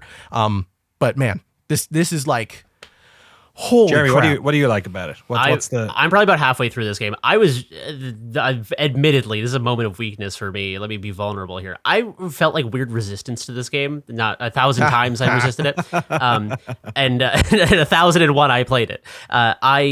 I don't know. There was something about it. I think it was because I had just played Anthology of the Killer, and I was like, oh, if you want to talk about like the IMF and Ezra Pound and fascism and art, you should be funny about it. And Thousand X Resist is so not that. It's so like melodramatic and self-serious. And I was like, ooh, this is such a tonal whiplash. Like this is like such a different presentation of serious ideas. I adore this game. I've played probably about half of it. If I'm estimating, it's so won me over. It's I don't know. There's something about it. I think that it's very hard to talk about without talking about the Help specifics. us out. Yeah, Yeah, I know. It is like, it's this incredibly imaginative science fiction world building exercise that is told in such a human way, and because the world itself and the history of this world is so fucking fascinating that like I would just read a like lore compendium. If this game didn't exist and there was just a book that explained the history of this world, I would read it and I'd be like, this is fucking crazy. But they have managed to pull off the dual feat of not only creating a world that is that fascinating, but then telling an unbelievably heart-wrenching and human story within this world. And so, yeah, like Jesse said, well, it's mostly going around and talking to people and, you know, some very clever sort of conceits about like time skipping and presentation of this information. It just crushes me so hard. And I'm just like so curious about the world that I need to persist through the crushing and be crushed again. It's just beautiful. It's fucking unbelievable. I've heard similar. You guys both have lofty feelings about this. It's one of these games that I've seen kind of like Mouthwashing, the Twitter thread where people are like, you need to play this game because of this, and I can't really talk about it, but it's really good. So yeah, I've been resisting it too, because every time I look at the screenshots, I'm like, oh fuck, do I want to mess with this? To be clear, this game does not look amazing. Like, okay, I would argue this game, like in terms of what it's able to do with composition and its like direction, is very, very strong. It is incredibly ambitious, and I think sometimes to its detriment, it can be distracting looking at times. Like there are moments, especially close to the end of the game, where I was like, this kind of. If I didn't already have an understanding of why I like this so much, this would feel like a Unity, like very straightforward. Like the lighting is a little, but that does not get in the way of its storytelling. I've seen uglier things that tell worse stories. This is like, it's just so good at everything else that it doesn't matter. I think it doesn't even get in the way necessarily at times. to distract any of that. So. Yeah, I'll go to the map for this one. I love this game. Yeah. Okay, we'll stick it on the list for now. Frank, do you have another one to throw in here before we've a potty break for everyone? Yeah, I mean, like, I would be happy to throw all three of these on the list, but I think the only game that other people have played is Metaphor, ReFantazio. I also played Persona 3, if that's your reasoning for wanting to talk about something. Let's go with Metaphor for now. Okay. Yeah, I mean, this is so like. Give me a good way of comparing and contrasting. Persona 3 I love, but it is a big remake remaster, so it's not new, but it was my first year playing it, so I'm like, oh my god, the best game ever. Metaphor, though, this is like what that Atlas team has been working on for like since they finished Persona 5 Royale, so like 6 years in development, a brand new world. Metaphor ReFantazio is it's like their Final Fantasy. It is fantasy. The production value of this game, there is anime cutscenes, there is Studio Ghibli-ass airships, and it is just so insane and rich in every element. The only problem is it is just such a massive game in a year of massive JRPGs, so I'm not so far into it. But every time I've sat down and played this, it is like, oh my god. The other thing, every dungeon is very dynamic and unique, and you have side quests where you go to whole ass like new forests or dungeons. So there's so much content and variety, whereas Persona 3 is just very linear and the same, which I do kind of like. But yeah, it's the new big Atlas game, and the thing that I really adore about this game is the job system. Yes. So every person I've talked to has played it differently. Like there's so many different classes, and that's what keeps it very, very fresh. So it's very rewarding to just constantly like level up, try different things. You can break the game if you want. Like you can kit every enemy against a weakness and things like that. And so, yeah, it's just I don't know what else to cover or hit on this. Who else wants to big it up? Yeah, I can chat this forever, dude. I'm not even. It wasn't on your list though, was it? So it's not on my list because we could only have 10, and I'm like, and you were like, Frank's. I saw Frank has it. I don't have to bother. That's why I didn't play that much of it because I knew Frank would buy me time to play. Strategic picks, brother. We know what we're doing. And I'll be eager to go psycho over the next week or two to just like, dude. Yeah, I will blitz this game. It's the only thing I have left on this list. I think that I haven't played all the way through. And Tekken 8. But yeah, Metaphor is killer, dude. It's so much fun. Like the story, you're totally right. The environment, the world, it's bonkers. Like, again, 9 hours in. For a Persona game or from a game from Atlas, that usually means you're still like learning everyone's first and last names. This one, they're like, no, actually, here's the coolest thing you've ever seen.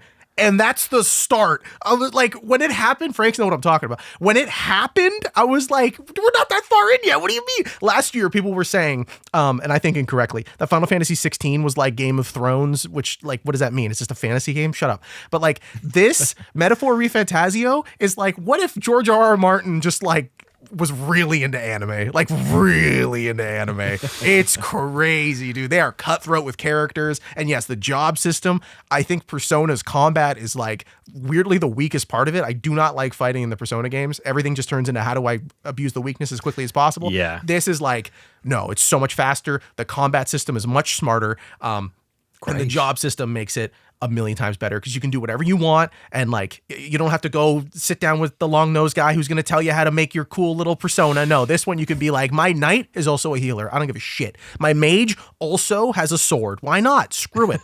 It's a blast. Excellent. Okay, we'll stick it on for now. Metaphor ReFantazio is the 9th game on the list. Oh, no. So getting crowded. It's getting crowded. During your mandatory employee coffee/toilet break, think real hard about which game you think is going to get squeezed on there. If we don't take one of them off, that's there already. All right, we'll be back in, I guess, for you listening immediately to talk more about our games of 2024. Hello, friends, and welcome back to our first episode of our Game of the Year Extravaganza. We are still trying to pick our top 10 games. We have 9 games in the list, kind of, and we have, I believe, 9 honorable mentions. And you thought we were going to struggle at the start. We're going to struggle at the end, is what you're saying. I think that. Okay, let's oh god, which one do I want to go for? Okay, let's figure this one out. Let's figure out if this is one that's staying in. I have it in my give it a mentions, but I think it's in Jeremy's list is Arctic Eggs. Arctic Eggs is fucking great. Absolutely love Arctic Eggs. Really great game. Smart, does a lot with a little. You know, the mechanics are the stuff that you're doing at the end of this game is stuff that if I had seen it in the trailer, I would have not played this game because I would have been terrified at the shit that they were expecting me to flip in a frying pan. This is a game where you walk around some weird future dystopian world in the Arctic, and you fry eggs and you flip them over so you get both sides cooked real good, and then people are asking you to do. It's basically a physics puzzle game where you're just like flipping eggs on a frying pan. I don't know how people play this with a controller. Apparently you can. I played the whole thing with a controller, baby. Jesus, really? You sicko. That was you ass. I put a gyro on a real frying pan and played it like that. That's There is a awesome. hard mode where you can play with the world's most psychotic frying pan, which is just like a piece of metal with no edge on it. Yeah, when you change the difficulty, it has the pan on screen, and the shape of the pan is the difficulty. So easy is like a very high-sided, like almost like a flat bottom wok, and then hard mode is like a bacon frying pan with no sides.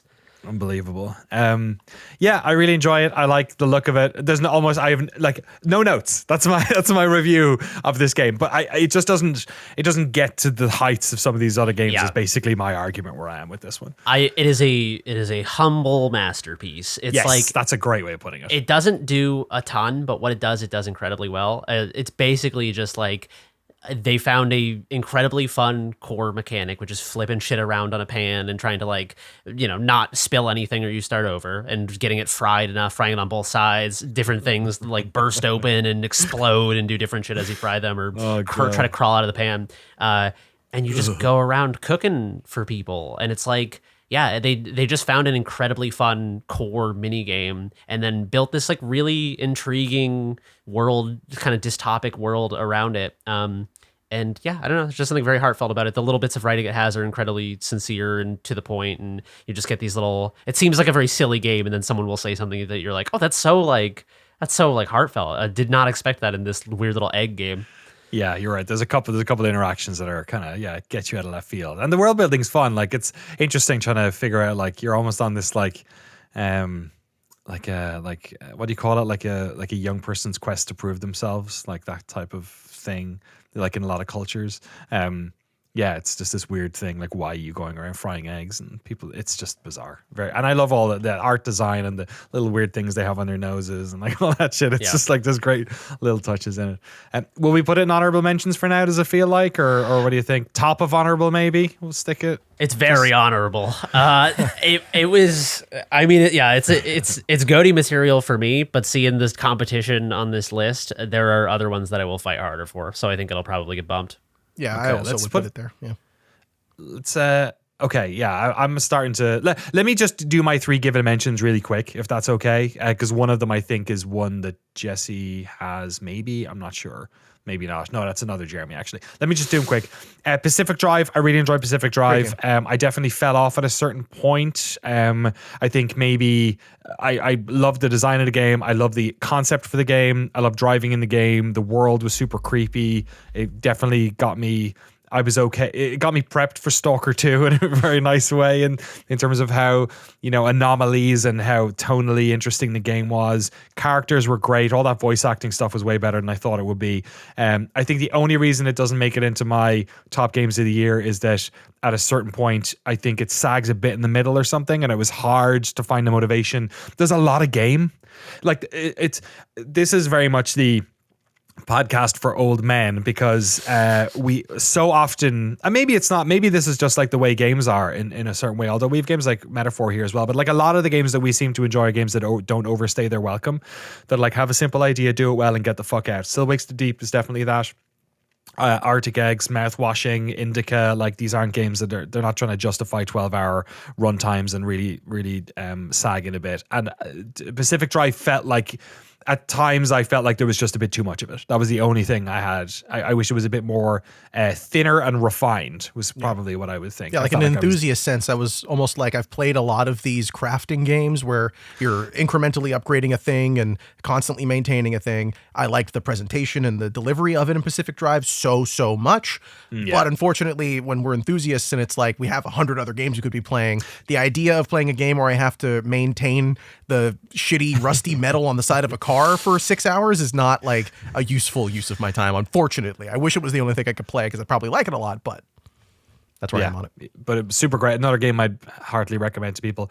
Grunn as well was a last sort of minute game that I played. You guys had talked about it on the podcast when I wasn't around for an ep, and I was fascinated by it. I basically cleared it last weekend just on my Steam Deck. Absolutely adored it.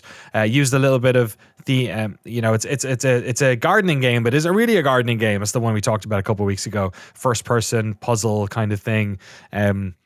Almost run based, like there's kind of one way to complete it. There's not one way, but you have to like start it from the start and do all the things in the right order to win the game. And I really enjoyed it. It just, again, doesn't really reach the lofty heights of some of these other games, but another game I'd heartily recommend to people. And then one game sorry, Jesse, I do want to just get this one out of the way maybe and throw it out because I think a lot of us played it. Jeremy has it on his list. Animal Well. I adored this game when I played it at the Keighley Fest in 2023, I want to say. I think it's a fantastic game, but for I think maybe I just got stuck. Really? I think that's what it was. Did you get to did you get like an ending or no?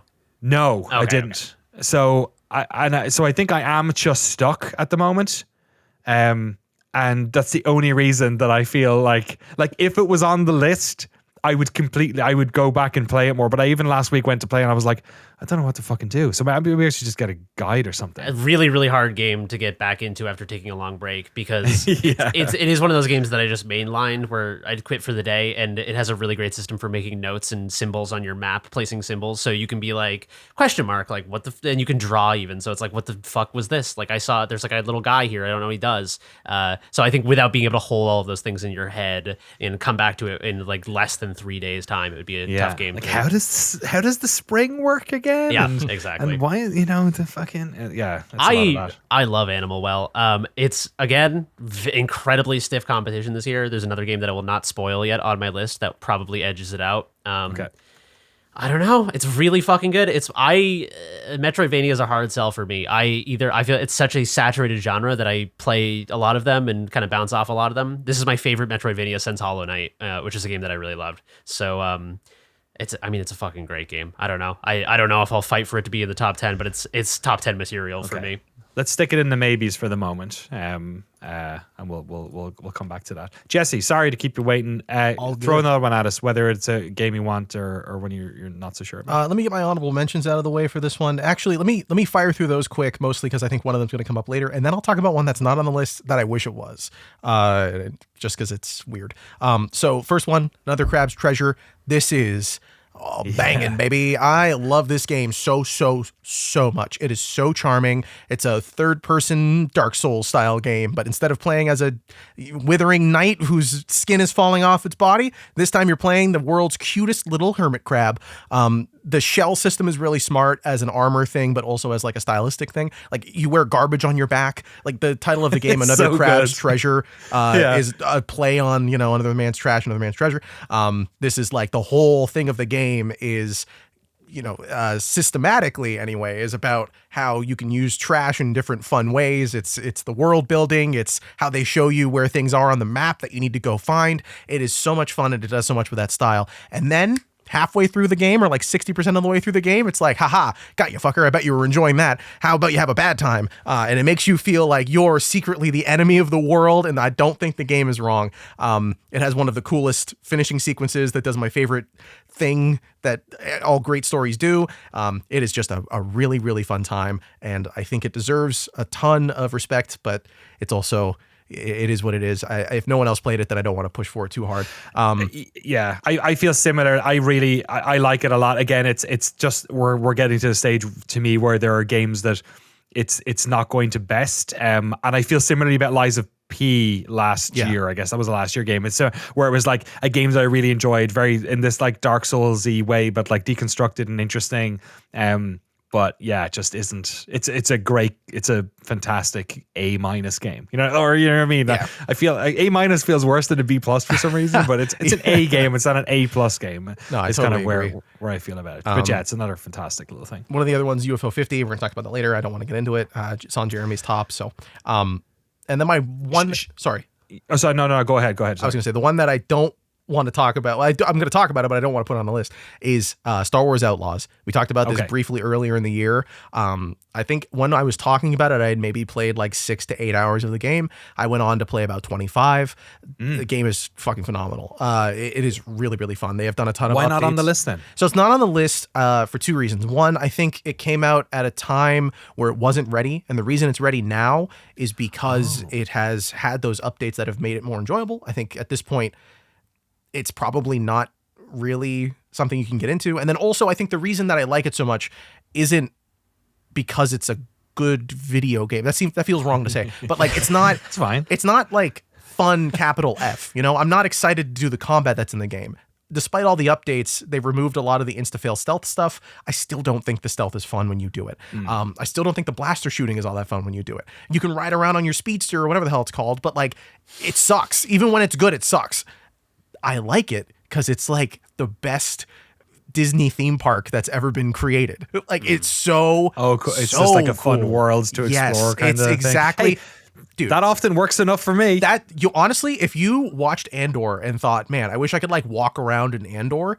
That's what this is. This isn't like walking around in episode 3 or like walking around in whatever, like the first Star Wars. This is like walking around in like cool Star Wars. Like what if the whole world was freaks? Cool Star Wars? Walking around in cool Star Wars. That's such a good title. They should have called it that. It would have been great. Like it's, you see like all these little freaks. It's Star Wars is at its best when it focuses on the freaks. And this entire game is like, what if you just talk to freaks forever? Hey, they're called Trandoshans and they're a proud race of aliens. Sorry, right? my boy Glup Shitto's in the background, and we're trying to show our respect. Isn't that one of the aliens in Star Wars? Probably. Trandoshan. Aren't those Why the do big? I feel like I'm committing a hate crime when I say the word Trandoshan. Trandoshan. Yo, man, your uncle's nothing but a fucking Trandoshan. Listen, You take that back. Be sure to check out our new Tropics discount code NOCLIP. They're large bipedal reptilian sentient humanoids from the planet Trandosha, and they're renowned as great hunters, I'll have you know. Okay. Look, man, they don't control the world. I know what you're saying, but like that's not cool. Don't fucking Damn it. lizard people. What are you fucking trying to Alex Jones podcast. Came in and coming. Yeah. They're putting water. They're putting chemicals in the water that are turning the freaking Chlorians Trandoshan in the back of tanks. Making the Trandoshans gay. Oh no. Turn us all into Trandoshans. Yeah, I forgot about that. I forgot that game existed. I think Ubisoft forgot too. Oh god, yeah, X-Defy. Ubisoft having a time at the moment. That San Francisco studio, which I feel like, for me and for the longest time that wasn't like a dev studio. If I'm right, it was all mostly business, right? marketing, biz dev, all that sort of stuff, PR. I think we know that's a bunch of staying people that open. work for the video team. That whole side is, but I think that dev side had been, I might be wrong, but in my head, that wasn't there when I was at GameSpot, but that had been built up over the past few years. But yeah, I could be wrong, but yeah, they're like 150 folks or something lost their jobs. Are we gonna do our layoffs of top 10 layoffs of the year? Yeah, do they have that section in the Game Awards where they just have like, you know, in the Oscars where they in memoriam for all the studios? In memoriam, yeah. Every brother, 2 hours long. They would never do that. No. It would be a powerful move, and they would never do it. That should just be it, and then have Schlick Hydra Bot running around, throwing out free razors to everyone. That's the only time they're saying Stranding, free. and then Kojima turns up, and Kojima reads out everyone who had their employment taken away from them a week after Thanksgiving. I think that's the part that really, it's just like that's not good luck. That's not. I don't know why. There must be some business reason, like a Q4 thing or whatever, but why it keeps happening. But it's so grim. Anyway, Star Wars Outlaws, go buy it so people can have their jobs. I don't know what my argument is here. The world is go play fucking Mouthwashing, and then you'll have some feelings about all that. Frank Howley. Yeah, well, let's have the UFO 50 conversation. Okay, I want to shout out all these other games, but I think the one that's like the most novel and the one that's like, okay, yeah, this is like, UFO 50. You have it on honorable. So does Jesse. Jeremy has it in his tops. So just to contextualize it, I don't have it on anything, unfortunately. So yeah, this has been a project that I've been following since like I think I first played it at PAX and interviewed Derek Hewitt like 2018, and like at the time I was like, what the hell is this? And then cut to 2024. Like this seemed like a game that was like vaporware. Like, is this ever going to come out? This seems so insane.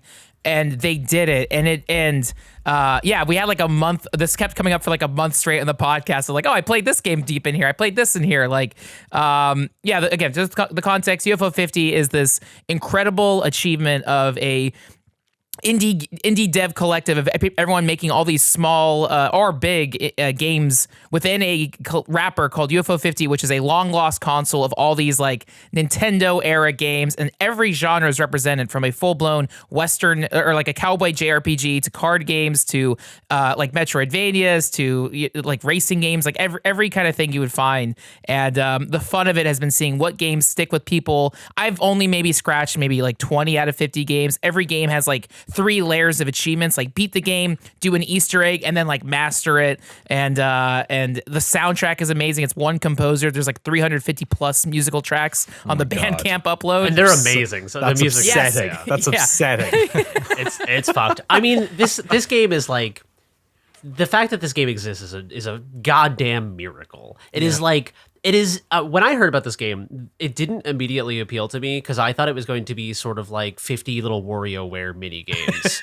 and I was like, okay, yeah, that's interesting, I guess. Like little fucking Flash games. This is like 50 NES games that are too good to be NES games. They're simultaneously like authentic to the era, and also like, I played a bunch of NES games. Like, this is the experience I have with this game. When I was a kid, my friend Keith, his parents had a big crate of an NES and a bunch of NES games. And every time we'd have a sleepover, we would just run them through. We would just play a game, be like, see how far we could get. Be like, are we gonna beat this tonight? Is this the one? And just play random ass games that literally blow the dust off of them and throw them in. Time to play Frog Bog. Yeah, exactly.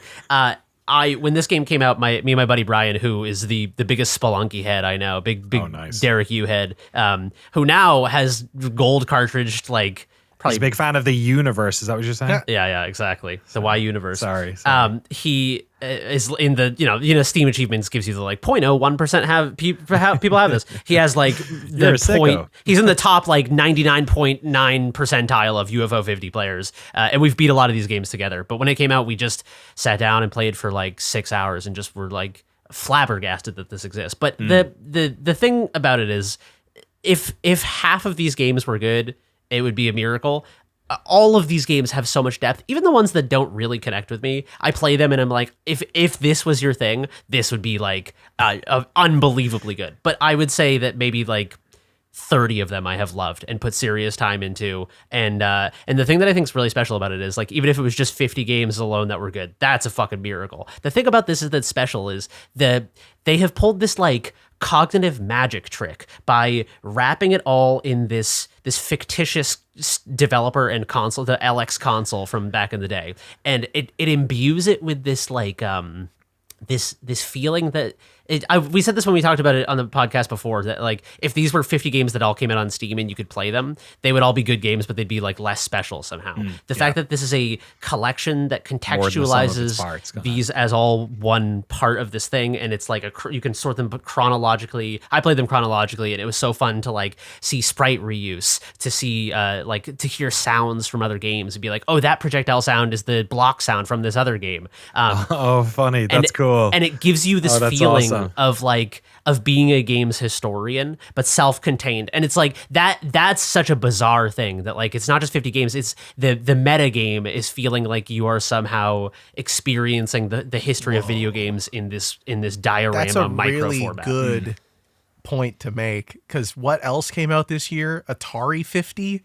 Right. Which is the same sort of general idea, right? Of like, this is the history of Atari. Look at all these games. And then UFO 50 is like obviously a very small version. Yeah, I hadn't considered that. That's a really good point, though, Jerry. Yeah, what the fuck? That'd be a good like double act or whatever, double viewing. Yeah. If it wasn't for the fact that both these games would take 400 hours. Yeah, it'd be a year-long double feature. Yeah, that is wild. Yeah, God. I think UFO 50 is so special, man. And it's like, even if you play it and only 5 of the 50 games connect with you, it's still like, that's insane. I think it was like $25, right? It's like 50 cents a game. You're literally stealing food out of Derek U's mouth when you play this game. Yeah, you're robbing Derek U by buying his video game. Sorry, Atari 50 was 2022, by the way, not this year. I had to double check. Oh, okay. Yeah, sorry, but yeah. But wait, 2020, it wasn't 2022. That's what it says.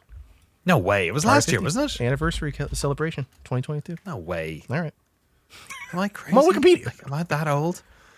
I'm on Steam. It says 2022. You're running on Steam. 2022. Oh no, I'm running on fucking fumes, It's still man. crazy Jesus. seeing producers I was Drew gonna say- Scanlon. What the fuck? I was gonna say, to Danny's credit, he spent 6 weeks living in 2004 with the Half-Life Yeah, thing. I So did. That is true. Yeah. That is did. true. And It was a another good 6 week 6 weeks. abroad. It's a good 6 weeks, brother. Half-Life 2, Game of the Year 2024. Let's go. It's Game of the Year Let's every year go. since 2004. Exactly. Yeah. It was good times. Yeah, Man. UFO 50 is like, for me, if I was running down my list here, like Animal Well and Arctic Eggs were both on my Game of the Year proper, not honorable mention. UFO 50 edges both of them out. I think it's unbelievable.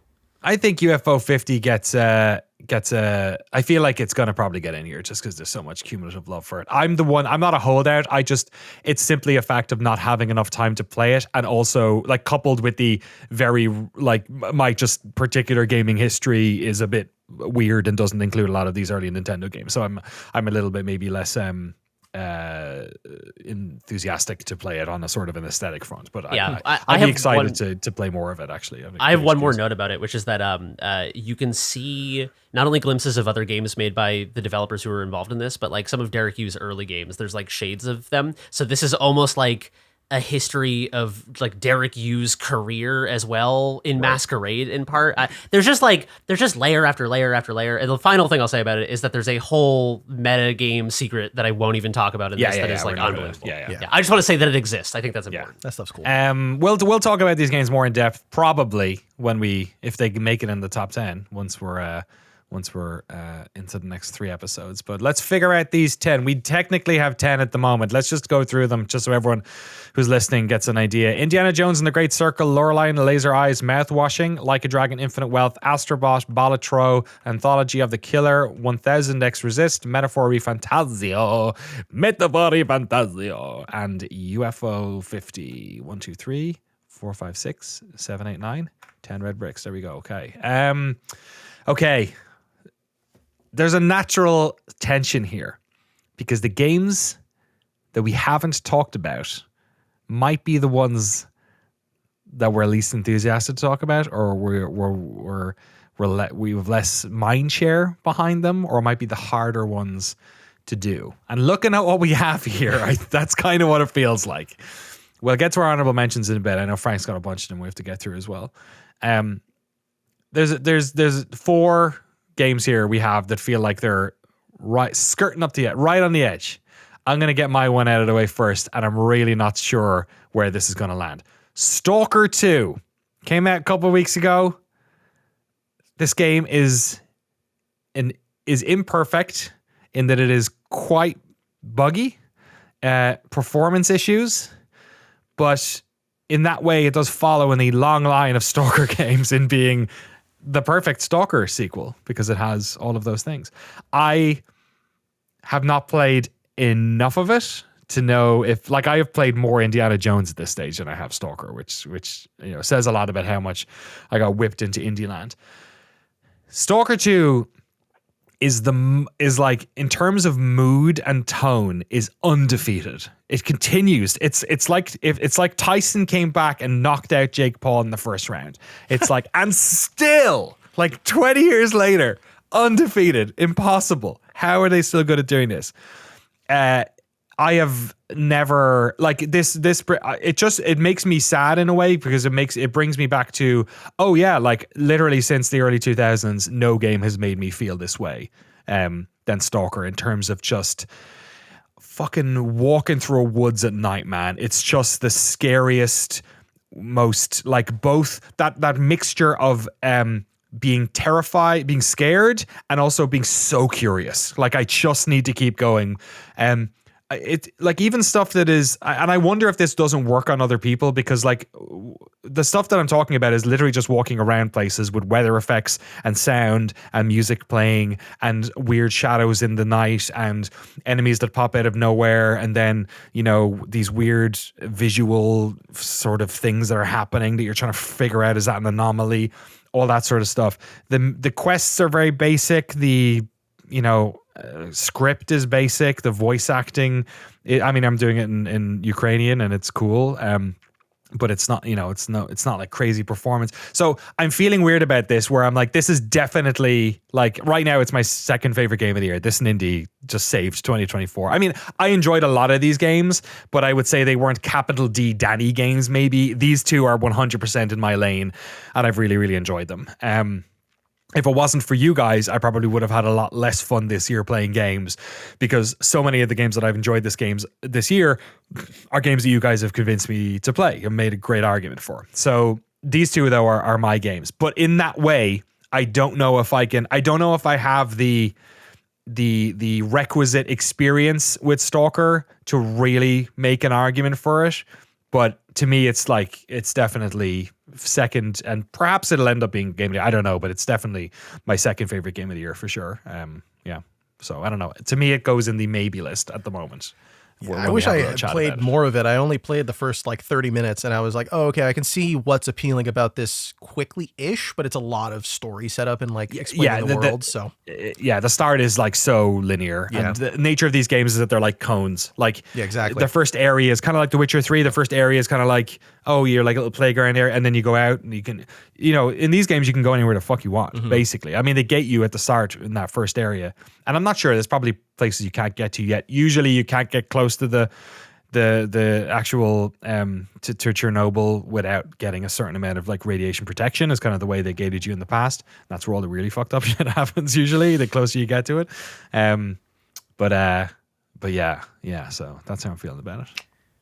I did want to say, I played maybe 2 hours of it, and after getting past the prologue point, getting to that first main town hub, I just picked a direction and kept walking, and it reminded me of playing World of Warcraft. Hell yeah. There was just weird stuff crackling on the road, and I was like, what the hell is this? And haven't gone back to, because I was waiting for that first patch, because I had one quest that bugged out and there was nothing there, and I just was frustrated for 30 minutes, and I was like, I'm gonna come back later. Then the other note I did want to say, I want to hear everyone's games. Last year we did top 11 games, so that's true. We did. I'm just saying, in the honor of Jeff Keighley's Summer of Games, why limit it to 10? We have enough brains here. We can crack 11. So I'm gonna say, the more games, the more reasons to keep on gaming. So I don't limit yourself. They should hire me to work for a publisher or something. I forget what console had it. It was play has no limit.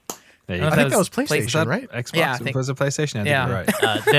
The splash screen on UFO 50 is the LX console, and I haven't fired up UFO 50 in a minute, but I think it says play forever or something. It says something that's vaguely ominous. That's funny, especially for a company that doesn't exist anymore. That's play forever. Exactly.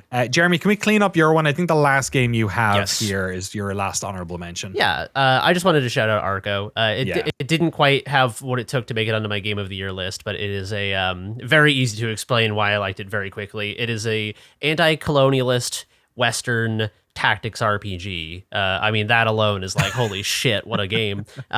It's great. It didn't quite make the leap to all-timer for me, but it is mechanically one of my favorite games of the year. I think the combat system is so inspired. It does this kind of planning phase and then real-time tactics RPG, everything plays out that you set up in the planning phase, and there's just a little bit of ambiguity and squishiness in what'll happen. So you can plan perfectly, but then it's oh, is that arrow gonna hit that guy because he's moving? But will he be in his path in the right spot when the arrow hits?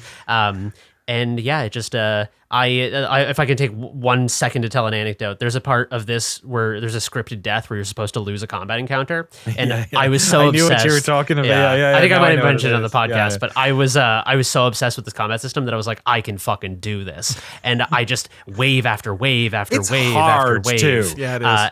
And I finally got to a point where a message comes up from the developer, and they're like, "Hey, dude, you're good at the game. We fucking get it. But you need to die here because of the story. So, congratulations, asshole." That's awesome. Yeah.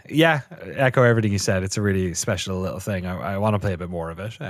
But yeah, it's just in a year of great games. Doesn't quite make the cut. Jesse, a game that you've been championing as well for much of this year that I don't think any of the rest of us have actually played. Oh, no one played it. No, I don't know. Prince of Persia: The Lost Crown. Tell us about it. Yeah, Prince of Persia: The Lost Crown. If Jeremy's favorite Metroidvania ever is Animal Well, I think I understand what you're saying, but I think there's I don't know if it's my favorite ever. Favorite since Hollow Knight. Since Hollow Knight, sorry, is what I meant to say. Yeah. That's okay. I just didn't want to go on the record. That's fair. You hate Symphony of the Night. I understand. I get it. The Splinter point, I think, for Metroidvanias after Hollow Knight is like action and thinking. And Animal Well is on that thinky route. I hate that word, but thinky route. This is the Prince of Persia Lost Crown is the best action Metroidvania, period. Wow. Period. I think that you have played. No. I've played all of them. Can't be making objective. Oh, okay. Sorry. Let me go check them all before. Yeah, my bad. I played a lot of them. No, it doesn't matter if you played them all. Sorry. You can't make the decision for everyone else in the universe. Well, I'm not saying for me. I'm not saying the random guy in the street corner. Anyway, I would say there's an implication when I would take that as like opinion when you're saying like it's the fuck. But Like, I get that's the best what you're Kendrick saying. Lamar album. I don't think you're like I did the science. I like White Album a lot. People need to put some respect on the Beatles. I don't know. I said that. I just wanted to let everyone know I like the Beatles. Yeah, I'm just saying, as somebody who worked at a video game website, there are style guides for this for a reason, because there are people who will hear that and think something else. Well, so that's on That's that. fair. No, it's not. If you're a person in the industry that you're asking for folks, you're asking respectfully for them to listen to your opinion. You have to speak to them in a way that is, as thorough as possible. That's so fair. I don't mind you. Yeah, if you're saying that, just a simple qualification. This is your opinion. Comma, not period. Prince of Persia Lost Crown, great combat. It has some of the best platforming action of maybe any Metroidvania that I've played, and I think it just nails everything it's trying to do. I like the style of it a lot. It's very anime influenced, which is cool. I think it works well for the boss fights and the cinematics, and then the general like quality of life stuff that exists in here is just some of the strongest inclusions in this genre, stuff that I think people didn't realize that they wanted until what type of stuff? The taking a picture when you're trying to mark the map is a huge mechanic in this game. That would have helped an Animal Well a lot. Yeah, exactly. I don't know Right. I don't Animal think that Well, is I an feel Animal like was more of a design. Like they probably could have done that, but I feel like it works better if they don't. And also, I don't know what fair. the engine's like. In indie, you take a lot of pictures, but weirdly enough, they're not useful. Really, they kind of are, but like not really. Not in the way that it is in Prince of Persia, the way you were saying before. Yeah, it's a little different. I mean, I haven't played it, I guess, but it's more like literally pinning the map. Like in a Metroidvania, you can pin usually now anyway. You can pin the map and be like, "Here's a sword. There's a sword here," but you can't remember what that is. And it also, I think, does something that a lot of Metroidvanias do with the mechanics of like, we're going to give you a double jump pretty early on. That's a common one, right? Or here you got the backflip or the dash. This one incorporates mechanics both from the Prince of Persia series and also stuff that that Ubisoft Montpellier is just really good at doing, like the faster gameplay mechanics. Like there's time travel from the Prince of Persia series. There's just a lot of reverence for the old games, and then also their own attempts at making something that excels past, I think, a lot of what is becoming a very tired genre in the indie and in the AA or whatever space for games. So it's cool to play something that is just punching exactly where it should be punching, because Ubisoft Montpellier makes great games. How do you feel about this? Sticking in the maybes for the moment, or I mean, if no one else has played it, then I'm not gonna force it up to. I mean, we're in the same spot. position with Anthology of the Killer, so Yeah. Oh no, we're not, because I'll die before that falls off the list, baby. That's fair. I feel the same. Jeremy's very tactical in getting all his games on list, though. He's very smart. Yeah. So is Frank. a devious man. Last couple of years, Frank's got all his wants on there somehow. Yeah, I like so let's do it for now, and we'll. I don't want to. I know you've been very consistently strong about that game all year, so I don't want to throw it in the honorables for the moment. But we do have a full top 10 for now, so let's just stick it there for the memento. Frank, tell us about your two here. I mean, these are both games that you've talked a lot about this year. Are either one you're going to fight for to get in the top 10? No, but I mean, like well, it's weird because both again they're in my top 5 games, but I'll just talk about each one. Yeah, Tekken 8 is awesome. It's the first new Tekken game we've had since like 2017, I think.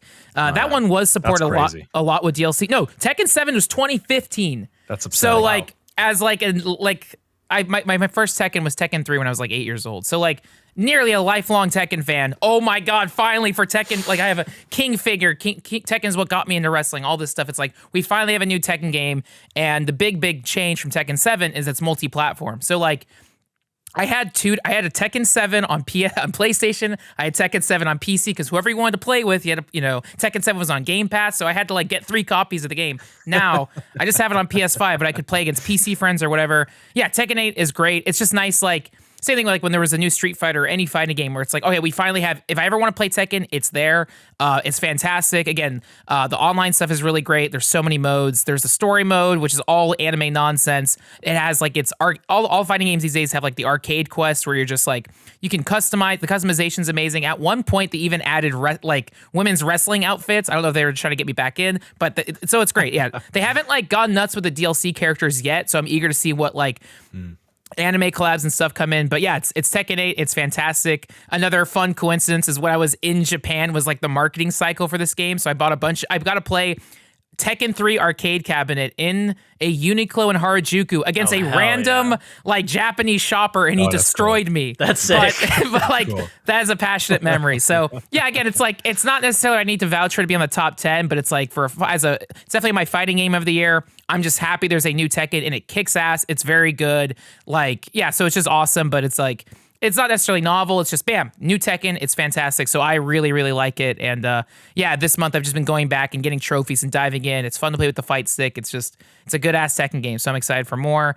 And then yeah, Persona 3 is like actually wait, Jesse, you got to play you played some Tekken 8, right? Oh, actually, I didn't get to play any Tekken 8. I wanted to play the story mode because you were speaking so positively about it, but I did watch tons of a tournament at PAX East. Cool. I think watching fighting games some of the time could be even more enjoyable than playing them, because like to get to the point where it's fun, you have to play a lot of it. So to watch other people just nail it is really cool. I love the design of King. What a great design. And the action just seems like a ton of fun. I watched some cutscenes from the story mode, and like those are ridiculous and silly, but the general competitive nature of Tekken 8 seems like on a whole nother level. It makes me regret not having played any of the earlier Tekken games and not getting into that side of fighting games. So I am really interested to play it. I just need like one other person that I know personally to play it who wants to get into the competitive part of it. Can I just say that every time you guys say Tekken 8, I hear it as like a past tense verb, like a Tekkenator, like ATE. I have Tekken. Like, yeah, like I got Tekkenated. I just had to share. Frank has like 4 other games here, and I just love how one of them is a remake. One of them technically came out last year. One of them is in early access, and then one of them actually did come out this year. Do you want to run through your other 4 you've got left here, Frank? So Persona 3 Reloaded. I never played Persona 3 or even Persona 3 FES or the PSP version, so this was finally like the 4th version of this is what I played it, and it's basically Persona 3 in the like engine of Persona 5, so it's like it's just fully realized anime cutscenes. It's very cozy. Again, I played it at the beginning of the year when I was still dealing with my dad's like passing, so it was just like I would just play it at night and just it kind of sedated me. The sound, probably soundtrack of the year. Again, it's old music from 2006, but that Persona 3 music is so good. I would listen on my bike rides and everything. So yeah, Persona 3 I love. I want to keep finishing it, but like awesome. But yeah, it's in this weird realm where it's like, oh, it's kind of a remake port, like whatever. But I spent way more playing the Metaphor, but Persona 3 is great. But yeah, it doesn't have to be on the list. And then yeah, the other 3 games on the list: Mortal Kombat 1 came out last year. It came out last year. Isn't that 2023 game? Hold on, let me see. Okay, but when did Homelander go in the game? Because that's when it really came out. I'm so wrong. Oh my God, you're right. Homelander is in the game. Yeah. Now I will say they put out Ghostface. They put Scream in it. Oh, there we go. So maybe it's worth it. It's Can so you smoke sick. a joint as well while he's doing yet. it? Or? I'm hoping I haven't unlocked all the masks, but the feature with Ghostface. Yeah, I'll just use the space to talk about it real fast. They added Ghostface in Mortal Kombat 1. So the new DLC characters are coming. They're gonna have the T1 like the bad Terminator from Terminator 2, the Robert Patrick, the cop. They're gonna have Conan Barbarian. But they added Ghostface, and when you do your fatality, there's 2 Scream killers. So like they do moves where it's like you grab them and the other Ghostface comes and stabs them. It's like there's like stuff where he calls on the speakerphone, and it's just perfect. So I didn't realize it came out last year. Whatever. Mortal Kombat 1, the DLC. I will say this with this Mortal Kombat 1, same thing with Mortal Kombat 11. I didn't really get into it until the full like Game of the Year edition is out. Now it's out. I got discounted. Phenomenal. Okay. Silent Hill 2, I know we had a conversation with Jeremy on the podcast a few weeks ago. it was just a fun excuse to replay Silent Hill 2. For me, they completely like they nailed the assignment. It was like, oh, I got to play it again. It's fun. I had a great time playing it, and now it's one of those things where like every time I want to replay Silent Hill 2, I can pop that in, get a different ending, different trophies. So I was pleasantly surprised by it. Seemed like by and large, a lot of the gaming community was very stoked on it. And then the other one, Hades 2 is in this weird mark where technically 1.0 isn't out yet, but I played so much Hades 2 this year, especially on my Steam Deck with flights and everything. I think I put like 40 hours into it, so much so that like when Hades 1.0 comes out, like I feel like I already beat the game. I feel like I already played it all. I know there's more, and that's kind of maybe a trap sometimes with early access stuff, but yeah, Hades 2, if this was like, if the 1.0 had come out this year, it would absolutely be, man, I don't know, number 6 on my top 10. So I really liked Hades 2. Nice. Yes. Looking forward to, I mean, hopefully that should be in Game of the Year next year. If it's not, they're really taking their time with early access because there's a lot of game in there already as well at this stage.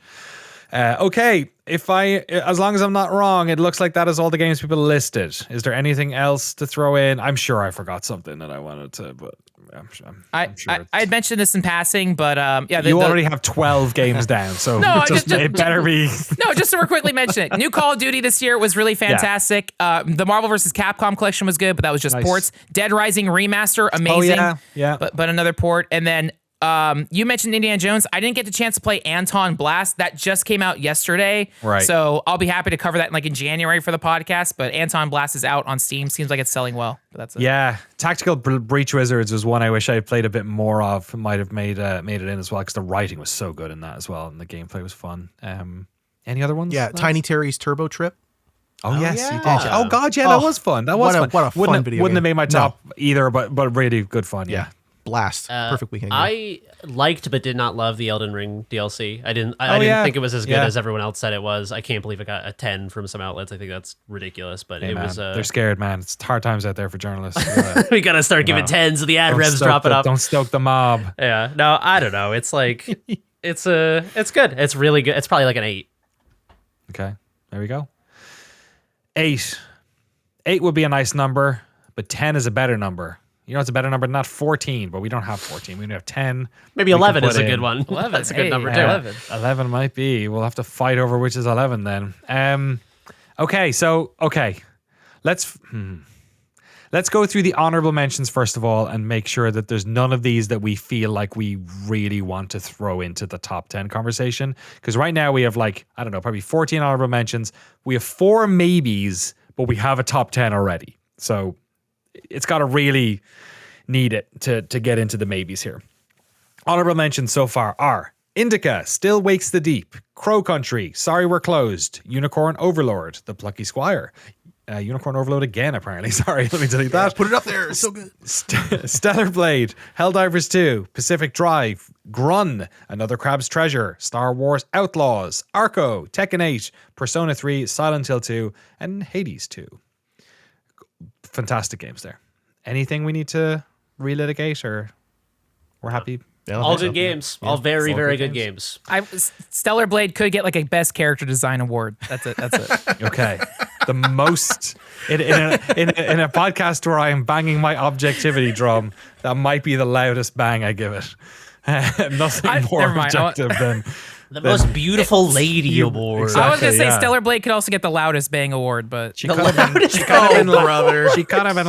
could have been even more pretty if the woke mob had. I think Plucky Squire should go up because my wife picked it. That's what I think. Exactly right. That's true. So in the maybes right now, we have Animal Well, Arctic Eggs, Stalker 2, and Prince of Persia: The Lost Crown. The top 10 as it is now, and let me add a little bit of editorializing to these. Indiana Jones and the Great Circle, which, in fairness, I'm the only one who has played. Yep. It is before embargo. It better be good. If we play it in better you're fucking be good, dude. It better be good. If the reviews come out tomorrow, they're all 7s. Yeah, I'm we're calling coming for your ass. phone. Then exactly. I'm gonna have Arctic Eggs banging on my door. Lorelei and the Laser Eyes, which I feel like I'm gonna start splitting these up into which ones are locks. Okay, I feel like Lorelei and the Laser Eyes is a lock. I feel like that's got to be that's my golden Jesse's buzzer. number one. I'm pressing isn't it. Yeah. My lock is Indiana Jones. Damn. It is the best game I've played this year. It's really special. So it's the only one. And also when I look at this list, I think it is the only game that no, I guess Balatro's there as well. I was the only one who said that. Mouthwashing, I feel like it was destined to be in our top 10 all year. I can't see that getting pulled out. Yep. Agreed? Agree. Yeah, Sounds agreed. like. I would fight for it. Let's Infinite Wealth, I'll say, is maybe a half a tier, maybe underneath like these three in terms of an absolute lock. I feel like that's a me and Frank for sure. Is it your favorite game of the year, Frank? Yeah, like by like Okay, then yeah. it's a lock. Then it's a lock. Fair enough. Okay, and I mean it is what it was in my top as well, top 5. Anthology of a Killer sounds like it's Jeremy's lock. Yeah, it is. The one sentence byline on this is that I know it sounds like my reasons for loving it were all extremely purely subjective, but I think that it's a fucking great piece of art, and like I don't know, it's just fucking great. It's just fucking great. That's all I need to say. You're trusting me on Indiana Jones. I'm trusting you on you gotta trust me. Anthology. Again, a lot of people will listen to this podcast and be like, oh, I should give it a shot, and then be like, I don't get it at all, and that's fine. Absolutely. Okay, I think it's fair to say the bottom 5 of this might be the lesser. Well, we'll see. Astro Bot. I mean, 3 Astro of us Bot's have weird that. because it is absolutely fantastic. Yeah. But I'm also not necessarily. Oh god, it is though. It's like it's such a good it's a very well-made game that is fantastic, but it's not pulling on my heartstrings in any way, I guess is the thing I will say about it. But it is. Yeah. I don't know. How are you guys feeling about Astro Bot? I only get like maybe one platinum trophy like a year, if that, and it's always for a game that just is. I'm always in a flow state. It never like outstayed its welcome. It's like I was so delighted by all the PlayStation references, and yeah, the biggest thing was like. If it was more on the lines of like a Lego game where every level is kind of the same and here's a fun thing you unlock, every level is very unique and fun. So I would be so surprised, and then it splices it up with all those like mini speedrun levels or like the little challenge planets that you unlock and things like that. And like I just kept going and going, and I don't know, I was constantly delighted by it. So yeah, like this is my second favorite game of the year, and like I don't know, I totally get the like. I had another friend say it where it's like it's an homage to dead franchises, but like it's still at least it's like trying to pull those out and bring them into the conversation. And I mean, there's nobody here that doesn't think it's a good game. I'm just wondering, is it in our top 10? Let's keep it in that bottom half for now. Balatro, I know that there are intelligent objections to this, in that there is a. I don't know. I wonder if it didn't have the poker aesthetic, would people be as maybe? This feels a little bit like the game was so successful that there is this sort of like we have to hate it to it, or just like it feels like a healthy step backlash. I will say that before that too. So I was gonna say my backlash to it was based purely on my own experience, like right when it fucking came out, and I mainlined so much of it, and then I was like. I want to play this game. I don't want to play this game, but I keep firing it up. It's like Peggle. It's like Lizard Brain loves it. Which is that's not a knock on. Like I don't think it's like I don't think it's predatory design. Like I don't think it's a game that is made to be like and then they'll put more real money into the game. I just think it's a fucking really well designed addictive game, and you know it's like it's to its detriment and also an incredible achievement of game design. Yeah. UFO 50 sounds like it's probably going to make it in. I feel very strongly about it. Frank does too, I think. Yeah. Jesse? Yeah, I could see it making it in. It's got 50 games, and at least 10 of them are really, really, really good games. So it would be very difficult to put that in. Like, it is the most game versus best game, but like, it's weird how this just shows how silly everything is that we, the way we do it. This is both most and good, I guess, in a way. Yeah. So. There are games in UFO 50 that on their own would be strong contenders for this list. Bug Hunter, baby. Metaphor ReFantazio. Frank's nodding, but what do you guys feel? I want it in there so I could play more of it. Beat it. Yeah, me too. Me too. I really like it a lot, and I will say that as someone who's been trying to beat Persona 5 for like 700 years, it's fucking great. It just every time I fire it up, I'm like, wow, this is like I can't wait to play more of this. This fucking rules. Okay, and then 1000X Resist. Oh man, Jesse, you've completed it. I've played half of it. I think it so deserves to be on this list. I think it's fucking phenomenal. Over Arctic Eggs. Over Arctic Eggs for Animal sure. Well. Over Animal Well for sure. Stalker 2. I haven't played enough Can't Stalker speak 2. on that one. I think 1,000 Times Resist is just so fucking sick. It's like I was talking to my buddy about this, right? He was asking me why would I play this game, and I was like, actually, I don't think you would. I feel like a lot of people, and this is probably to Jeremy's point about Anthology of the Killer. I think a lot of people will not like 1,000 Times Resist. Yes. I think it's just. I'm going to say something so unpopular after you've said this. Oh boy, okay. You go ahead. You go ahead. Uh-oh. I think it's just it is one of those things where it has a very unique and specific direction, and whether or not that clicks with you, I think you're going to figure out in the first handful of chapters. If it doesn't work for you, the period where I think it gets really slow, which is right about where you are, Jeremy, that is like the cliff. Like that is not going to work for you. And then it hits this. I was actually messaging him when I was explaining this. I was like, this is don't play this. You're not going to enjoy it. I know who you are. You wouldn't like this. 12 minutes later, I messaged him back. This is the most important game anyone has ever made. Like it did something that I was like, they'll probably do this. And then they did it. And I was like, wow, I love the world and I want to live in it. Like, oh my God, so good. But if it gets out, I have a thing I want to say. That's it. That's all I'll say on it. It's that my important. unpopular opinion about this, and this, in a way, you could also apply this to Anthology of the Killer. I'm not necessarily, and you could definitely apply this to Disco Elysium. Okay. Is that there are games that fraternize with people because they make them feel smart.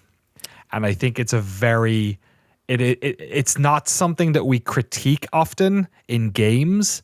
It kind of happens a bit more in film and definitely in literature, where there are pieces of art that people like because they are sort of by proxy having experienced it. Like it makes them feel like they have touched a piece of fine art, and that they are, by the transitive property, smarter as a result of having experienced it. And you get this with like certain, like I love Tool, for instance, but there is a certain brand of Tool fan that just shut the fuck up, right? Like, and I definitely think Disco Elysium suffers from this a lot, where there are people who maybe, and I would put myself in, I think one of the reasons I really like Disco Elysium as well is that it's able to communicate things about politics that I cannot, my brain is not able, I'm not smart enough, I am not able to formulate thoughts or categorize thoughts in that way, and I really enjoy it. And I think that lots of, like, this is becoming more of a thing, maybe, that there are more games that are more challenging. And as a result, I think there is this sort of, I think like 10% sometimes of some of the plaudits that games get is because you sound smart when you say you liked that game. So that's one of the things that I'm a little like, and I don't necessarily think, first of all, it's a really, in terms of shitty things you can say to people, it's right at the top of okay. this. The only reason I think you like this is because you think you're smart for liking this it. It's like one of the meanest things you can say. Yeah, right. Which is why I was like, this is the specific reason I was hesitant to talk about Anthology. And I just want to wrap it around just to finish my thought on it, which is that there is then the inverse problem of it, which is the position I'm in, which is that if you haven't played the game, sometimes, and other people are speaking about it that way, sometimes you don't like it because you think it makes you feel stupid because you haven't played it. That is also fair. Yeah. Yes. So I'm saying all that, acknowledging that I also might have a bit of that. Like, we need a German word for those two things. You know what I mean? Because we don't really have words for them, I guess. I totally agree. I have run up against this a lot of times trying to talk to people about Disco Elysium and why it's good, and they're like, is it like pretentious? Is it like full of itself? I think that like the counterpoint to that is, one, this is the reason I didn't want to talk about Anthology of the Killer at first, because I was like, it's gonna sound, it like talks about fucking Ezra Pound. That must make you feel so special because you like have a bachelor's degree or whatever the fuck. I think that like the way that Anthology of the Killer pulls this off is that it is a game that is actively making fun of pretension while doing things that I think could be perceived as pretentious. And so it is a game that is dropping references to like the IMF has murdered more people than like a gang of serial killers. And that's a very smart joke. But at the same time, it is also being like, academics are people who like get off on feeling smart and like fuck them, and here's a whole game about like it's like it is actively engaging with the critique as it does the thing that is so subject to that criticism. And I think that like here's my counterpoint. I think that like oftentimes I play games and I feel so cognitively and intellectually unchallenged by them that like I'm like, this is like a stupid game for stupid people. And I will not say a specific game. Frank is nodding his head over there being like, yeah, they're the best ones, motherfucker. And there's nothing wrong with those games, but there are AAA games. I will not say I have talked about them on this podcast, but I will not specifically call them out here, that I think present themselves as having cinematic or literary merit that do not fucking deserve it at all. And they come out. I don't know what you're talking about. I think you know exactly what I'm talking about. Is it a game that all of us have talked about, perhaps in one of the last podcasts? Or no, but let's not. Let's not get words. specific. Not, I don't need to. I'm not necessarily co-signing what he's saying either, but I know it's come up. Here's the thing: is like I would never say that people who like those games are wrong for liking them, and I'm not saying that like.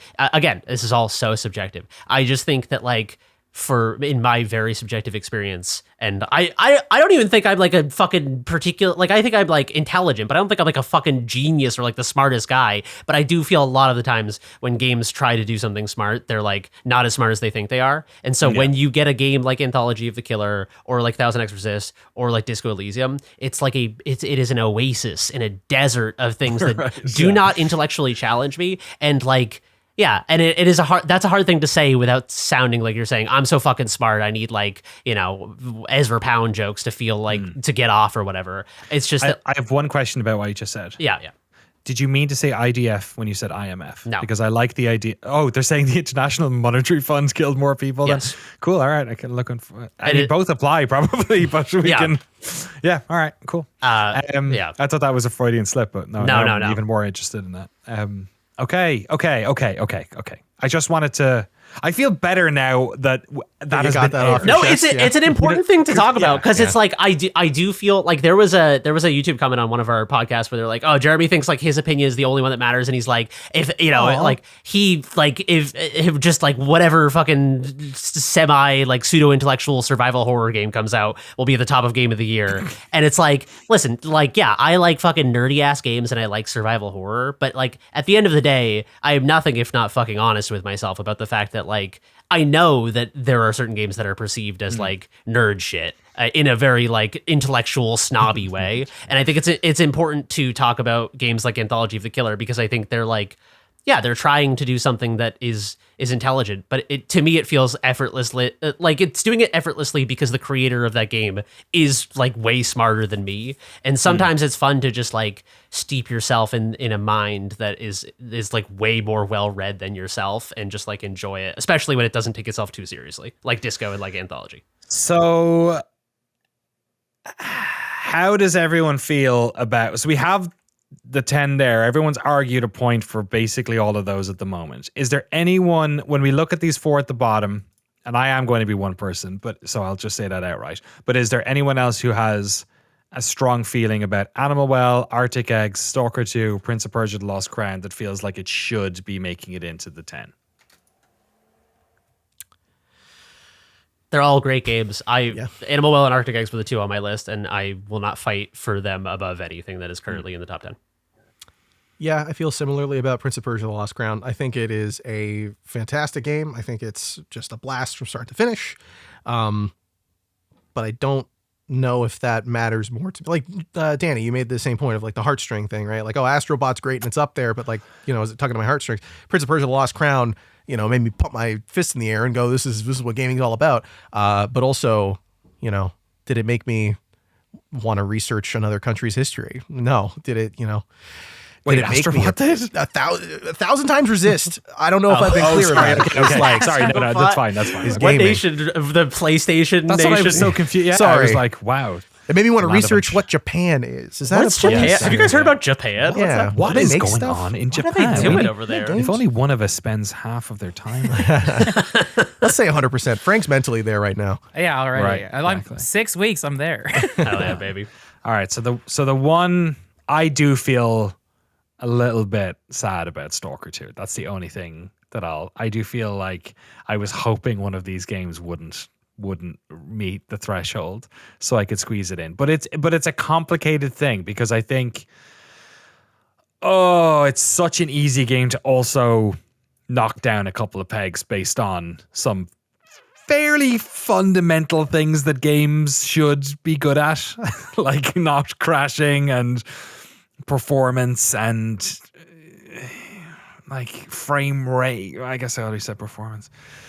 The performance is pretty bad though, so I guess mentioning it twice is fair. I think where I'm coming out with S.T.A.L.K.E.R is that I think if I am desperately searching for something less painfully subjective than how I feel about this thing to qualify it, and all I keep running up against are things that are feeling objectively wrong about the game, like the fact that it just for so many people does not fucking run properly and breaks. And Frank was talking about a bug that he ran into the main quest. I read to repeat one of the main quests 4 times because I kept doing it in a way that the game had not anticipated that I would do it in, which to me seemed like the most obvious way of doing it, which is I went in the front fucking door and they wanted me to go in the back door.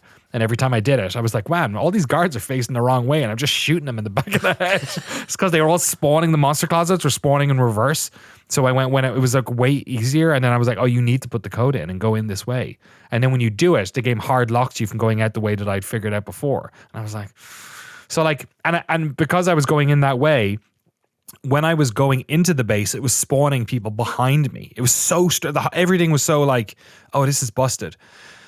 I would say I will forego S.T.A.L.K.E.R 2 being in the top 10, even though up until Indiana Jones came out, it was my favorite game of the year, and it is my second favorite game of the year. So there's 10 games on this list, and my second favorite game is not it. If I even remember this next year, we can give it the 2024 best game of 2025 if it meets that criteria next year. If it does. Can I on that note, can I, once you wrap up, I have a 2023 game of 2024 as well. Now that you just reminded me. What I would say is maybe the awards you could give it now would be 2025's game, but 2024's best game of 2025 we give it now. Okay. But that also seems a bit out of the way. Yeah, I don't know. I love S.T.A.L.K.E.R 2, but I guess I've said my piece. I guess I've said my piece about that. So before we get to that one, can we just lock in the 10? Yes, just announce the 10? Okay, let's announce the 10. It's done. I'm not going to be able to sleep tonight because of fucking S.T.A.L.K.E.R 2, but it's fine. Lorelei and the Laser Eyes. Indiana Jones and the Great Circle. A game probably less than 50 people in the world have played at this point. Mouthwashing. Like a Dragon, Infinite Wealth. Anthology of the Killer. Astro Bot. Balatro. UFO 50. Metaphor ReFantazio. And 1000 X Resist are, and I just make sure that's 1, 2, 3, 4, 5, 6, 7, 8, 9, 10. Our top 10 games of 2024, and we will spend the next 3 weeks diving into them. We'll divide them up probably after the show and figure we're probably going to stick Metaphor on the last week, let's be honest, so we can get some time in to play it. Jeremy, though, what was your I mean, Mortal Kombat 1 is already on the list for one of the best games of 2023. Oh yeah, duh. Yeah, but what was yours? No, Void Stranger is a game that we talked about. It came out in 2023 and none of us got around to playing it, and I played it this year, and it is my 2023 game of 2024. Incredibly smart, like hidden rules Sokoban game that just is like 1,000 times deeper and more mysterious than you would ever think going into it. And I just wanted to give it some praise because it slipped off the radar last year and it really deserved it. Can I also shout one out quickly? Sure. Another 2023-2024 game. It came out right at the time when we were coming up with our list last year, a Highland Song from Inkle. They make fantastic games that are all about branching narratives and your choices mattering or whatever, right? The story branching off. This one solved the problem that I think they've always had, which is people don't like reading. This one's all voice, which is really impressive. And the way that it's presented is it's basically like a game where you're traveling through the Scottish Highlands. And like it's a 2D platformer, but it's a management sim of like your resources, your health and time and everything. And you learn all the things about this world and all the traditions and myths and everything that go along with those areas and things are revealed over time. It's one of those games where if you play it more than once, from beginning to end, you're going to learn all these new things about this very expansive part of the world, which is really, really cool. I enjoyed it a lot. Let's quickly go through our list of in memoriams, the games that did not even get a fucking look in this year from 2024 from the folks at NOCLIP. Final Fantasy VII Rebirth, Warhammer 40,000, Space Marine 2, Tactical Breach Bridgers, like I mentioned. I guess I did mention that. Thank goodness you're here. Black Myth Wukong, The Legend of Zelda, Echoes of Wisdom. I don't think any of us have played this new Zelda game. That's true. Diablo 4 Vessel of Hatred, that's the expansion, right? Yeah. Dragon Age The Veilguard, SteamWorld Heist 2. I did play a bunch of that. World of Warcraft The War Within, Pal World, Ultros, Tales of Kenzera Zao, Frostpunk 2, Batman Arkham Shadow. Is that the VR game I think that came out for Oculus Quest 3, yeah. Visions of Mana. I actually did play that Batman game as well. It's totally fine. It's no Half-Life Alyx. EA Sports College Football 25. Sonic X Shadow Generations. Frank Howley asleep at the wheel on that one. I picked it up on Black Friday, so I'll review it next month. Senua's Saga Hellblade 2. And The Rise of the Golden Idol. Also didn't get in here. Just goes to show how many fantastic games came out in 2024. If you have been listening to this podcast and are so frustrated that we did not talk about your favorite, how did I not talk about your favorite game? Well, Mr. Nixon, you have an opportunity to add it to the community pile. tinyurl.com/noclip GOTY24. That's NOCLIP GOTY. John Gotti, Game of the Year 24. tinyurl.com/noclip GOTY24. Go there to our Patreon. You have to be a member. You can be a free member, but you have to be somewhat of a member just to stop the spammers. And also because we just like people signing up. Let's be fucking honest, guys. It's been a long year. Go check that out. Leave a post, leave a comment voting for your favorite game of 2024. Leave us a little bit of a blurb. And then maybe give us some thumbs ups to some of your other fellow community members over at patreon.com/noclip. And we will, at the end of it'll be the first week of January, the first podcast. We will be going through some of those. But yes, next episode we'll be taking 4 or 3 of these. We're gonna have to do 1 4 episode and 2 3 episodes to divvy these up and give them their laurels.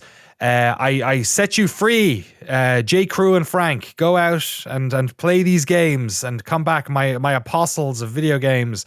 I will do the same thing, and we will converge here again next week, reconvene, and talk about some of these games. And give them their hyper-specific awards, as is our GOTY tradition. Spend a lot of time deliberating on the most clever fucking wordplay we can come up with. It's not on the list, because I was thinking about the guiltiest trip all week. Oh, yeah. That's pretty good. Yeah. The Catholic guiltiest trip. Come on, it's right there. And trip, because INDIKA is a type of They game. had a Catholic guilty pleasure, I think, last year. Guilty. For Blasphemous 2, wasn't it? Yeah, I still haven't played that DLC. Oh, mea culpa. Man, too many games. Yeah. Too many games. All right. That's it, folks. That's a podcast. That was episode 204. We'll be back next week with more. Until then, video games. I hope Indiana Jones is good. It better be.